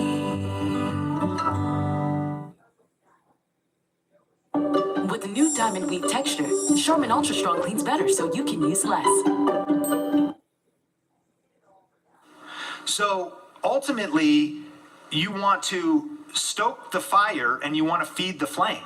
You want to, what momentum can you celebrate and what momentum can you capitalize on? What momentum can you notice, you go, oh, that's working, like success leaves clues, make part 2s. That video is working, let me do more of those. But what momentum can you celebrate? I want you to schedule a party. If you just hit 100 subscribers, and by party, I mean, get a Redbox. Redbox? Dude, it's all digital now, bro. What are you talking about? Schedule a night with your loved ones or by yourself. Get yourself your favorite candy and say it's 100 subscriber celebration night. Like, you want to celebrate momentum along the way because momentum is real. Whether that's 1,000 views a day, whether that's 100 views a day, whether that's 10 views a day, whether that's getting your first subscriber, because you want to recognize momentum. And then you want to capitalize on momentum and keep going deeper on it. So how do you know when to take the leap? When is it actually the right time to take that scary move and quit your 9 to 5? We just watched that clip or listened to that clip from Growth Video Live on the law of momentum. And I really do think that one of the indicators of going full time on YouTube when you should take the leap is, do you have momentum? The 25% rule. Do you have at least a portion of your needed monthly expenses being covered by your side hustle? And this opens up some interesting things about what it takes, though, to create momentum. And I kind of got real there. I know that during our event, that was an emotional moment of really just kind of going into the loneliness of not having the full time yet, not having the subscribers yet, not having it yet, doing really hard work in the unseen season. What did that kind of bring to mind for you? Yeah, first off, can we just applaud 5 years? Like, you did it for 5 years. Most people quit after 90 days, you know? So the idea of the law of momentum is that it doesn't happen overnight. It's not like you're just going to wake up one day and have six-pack abs. No, you got to like eat the salad, run the runs. You got to do those things. And really, when I think about the law of momentum, one of the passions that I really want to get into is gardening. And when I think about the law of momentum with gardening, there's so much that happens prior to you actually harvesting your behind the scenes. No one sees it. It just looks like a plot of land or just a dirt pile. But over time, you then grow this amazing garden. Now, when I pick up, gardening books, trying to look in it, I'm seeing these beautiful raised planter boxes with all of these different vines. And I'm thinking, you know how much work that was for that person to get to that point? But over time, as you start doing it more and more and more, it starts to actually become easier. It's a snowball effect. Like, once you know how to like grow tomatoes, it's easier to then grow zucchini, right? And the same thing is like this for YouTube, that it's going to take some time and it's going to be lonely. There's just going to be seasons where you are doing it by yourself and you feel like, is this the right thing to do? You're questioning yourself over and over. But when you stick at it, when you stick at anything, there's going to be success on the other side. And even where you are right now, we are still in a momentum season, right? It's still going over and over and over. And it just, to me, I think that it's that time period where, can you dig in? Can you really plant? Can you know that there's something germinating under the soil and know that it's going to produce fruit one day? Yeah, I think that's one of the secrets to going full time on YouTube is not being surprised by things getting hard. I think people get surprised. They think, and maybe that's because of bad marketing and kind of a generation where we expect everything overnight. We see the full-time YouTuber lifestyle. We read about one unicorn story about how somebody did something in 6 months or a year, or just those, which are cool. And that might happen to you, but it probably won't. And yet it's a lot more practical to put in the long haul, the painstaking preparation that it takes to build momentum. What emotions can you remember, or what emotions come to mind for you in the different seasons of preparation? We're seeing just nothing, like no accolades, nobody's cheering, nobody's clapping, and you want to give up. Like, what emotions come to mind for you? Yeah, for me, because I've talked about it in the previous episode of this one, was I just had such low self-confidence that I was like, I'm not good enough for this. I don't know enough for this. I'm not smart enough for this. And I just remember, you're right, that feeling of it, this is just hard. Like, all of this is hard. And why am I even doing this? Like, why does it have to be so difficult? I actually just felt like a failure over and over and over. I literally felt like other people can do this and I can't. And I couldn't figure out what it was. What was the difference between the person who I'd pull up on Instagram and was like hashtag winning at life all the time, and I'm over here $40,000 in debt. I dropped out of college. We're moving, we're having babies. Like, I'm doing all these things, and like nothing is quote unquote working. And I just felt so unqualified for what I knew I was supposed to be doing. And it just felt like I was just failing over and over and over. And then it's like this weird magical thing that happens.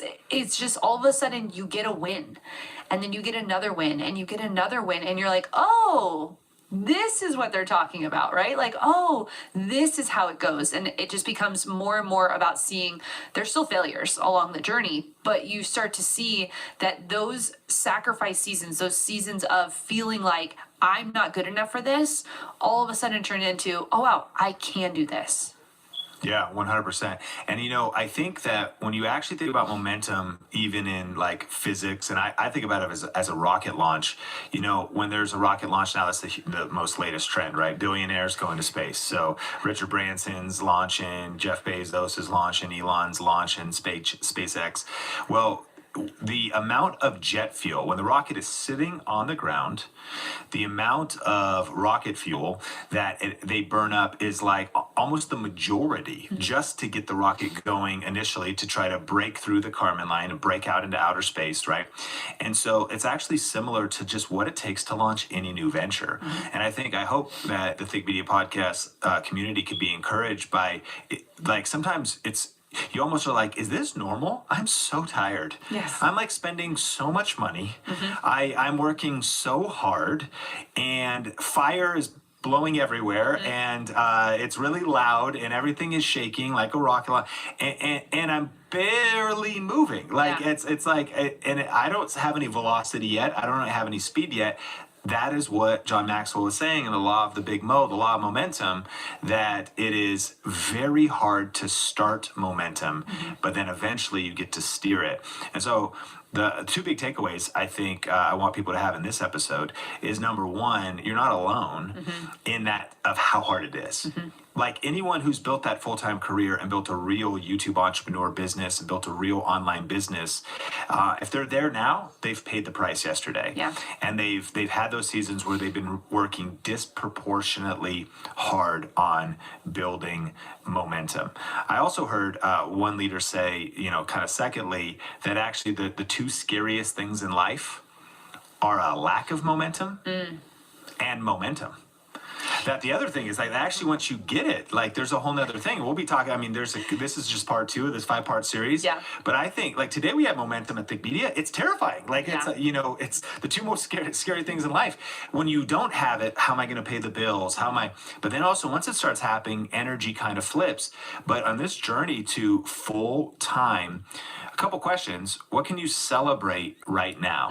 Can you celebrate the momentum that you have? That's like getting down, you said gardening, you look at the soil and a tiny little leaf has popped through, a tiny little growth has popped through. What your hope that you get is an oak tree. You want the full trunk, you want the full branches, you want all the leaves and the fruit of the tree, but all you're seeing is just the beginning. Kind of reminds me of biblically in Zechariah, it's like, do not despise small beginnings. Yeah. Celebrate a tiny bit of momentum. Whoa, I just got my first subscriber. Wow, I just got my first video that gets 10 views every week. That's a ranked video. Like it's got a little bit of suggested traffic coming in. It's got a little bit. I just made my first sale in Amazon affiliate income and my online income. Wow, I'm actually making 25 bucks a month on online income. That's all momentum. Celebrate that momentum. And then how can we capitalize on that momentum? Those are the bright spots. What can I look at that has momentum? We have to ask ourselves that today in Think Media too. There might be some things that we actually want to steer our energy away from because we've worked so hard on them and they just haven't really taken on that velocity that we want. Where we should be shifting is what is going well though. Yeah. Why did these 5 videos not do well? I keep making more of the same videos. It's just not working. Well, but what about the 2 in your library that are? Let's double down on the things that are. Yeah. Let's celebrate small wins, but what can we also capitalize to keep momentum going? That's going to help us go full time faster. Yeah, and you just hit it right on the head, Sean, when you said, what is working? And when I look at the distinction between people who are winning in our community and people who are not winning in our community right now, they're actually always looking at the positive. I mean, we are blessed that we can build online businesses from the comfort of our home with free tools like YouTube. And when you come at it as like, oh my gosh, 25 people, can you imagine you in a room teaching to 25 people? When has that ever happened before? And so the idea that 25 people, 100 people, maybe you got your first affiliate check. That is proof that it works, And so the people that are winning are actually celebrating their wins. And this was something that was difficult for me to do because I was with the defeated mindset for so long where I just thought, again, back to, I'm just not really good at this. Oh man, I did that video and it sucks. And I would think that. And now I've shifted into the victory mindset. And I freaking posted a video. Come on. Like, you know, and wow, look at we're doing this thing. Like people showed up, you know, maybe it wasn't the amount of people, but people showed up. And so how can you flip that mindset from being in that defeated victim mentality of this isn't working for me, the algorithm's against me, everything's not, you know, versus, man, I'm gonna work the system. I'm gonna figure out the algorithm. I'm gonna be around people who know how to do this, because that's when you start to see that people are celebrating all the time. This is a huge opportunity, and it's the little pieces.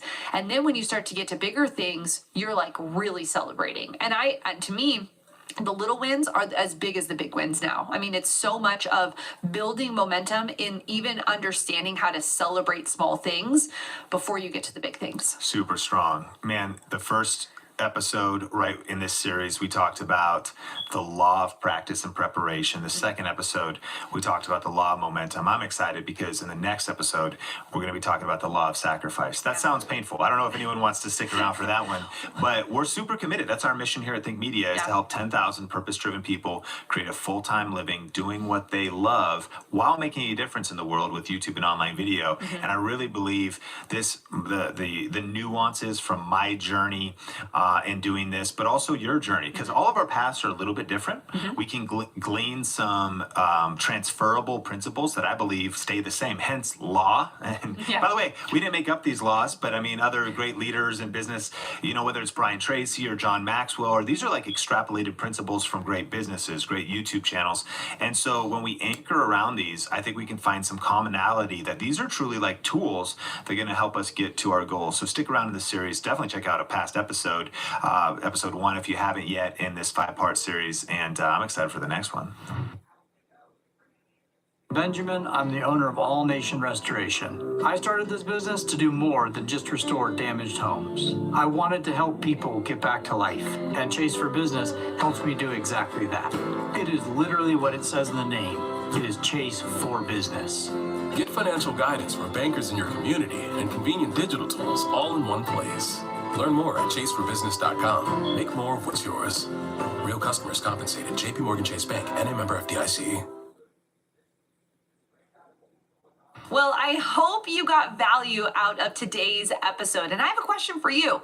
What action do you need to take next? We're talking all about the law of momentum. So what momentum can you celebrate? You know, it really is about celebrating those small wins along the way.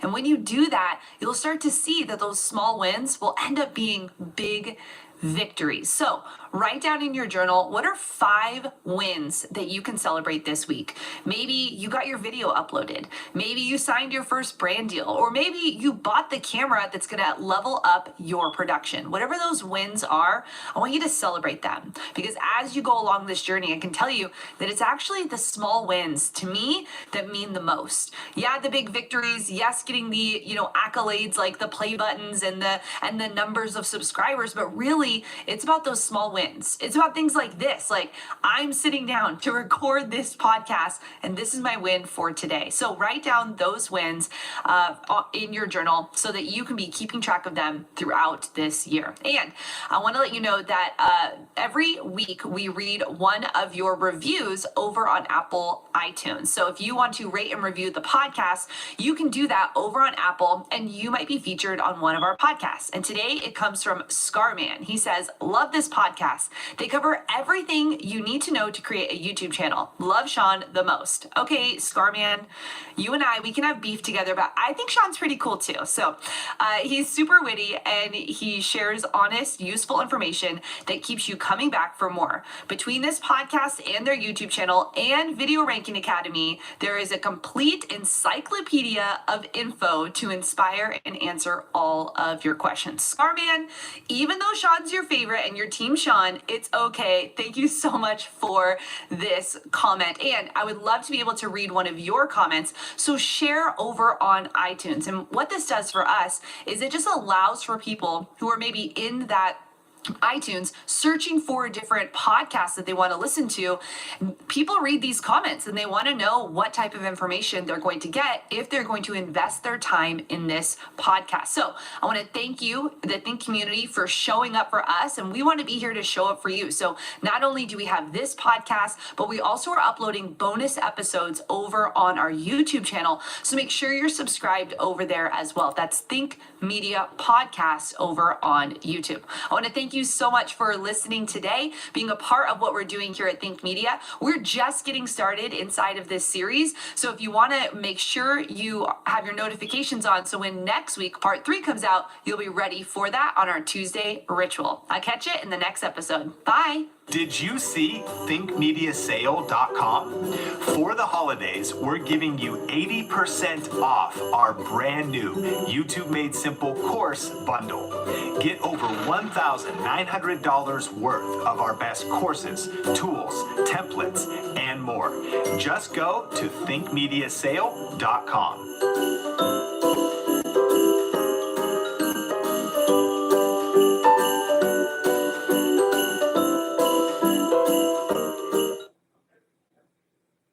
At Granger, we're for the ones who pay attention to every little detail.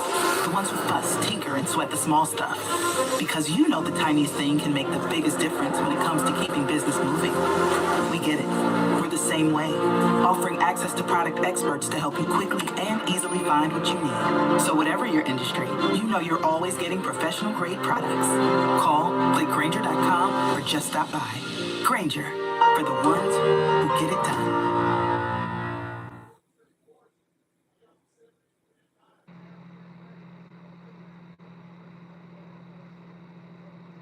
I'm saying a sacrifice season. What are you willing to sacrifice for a season?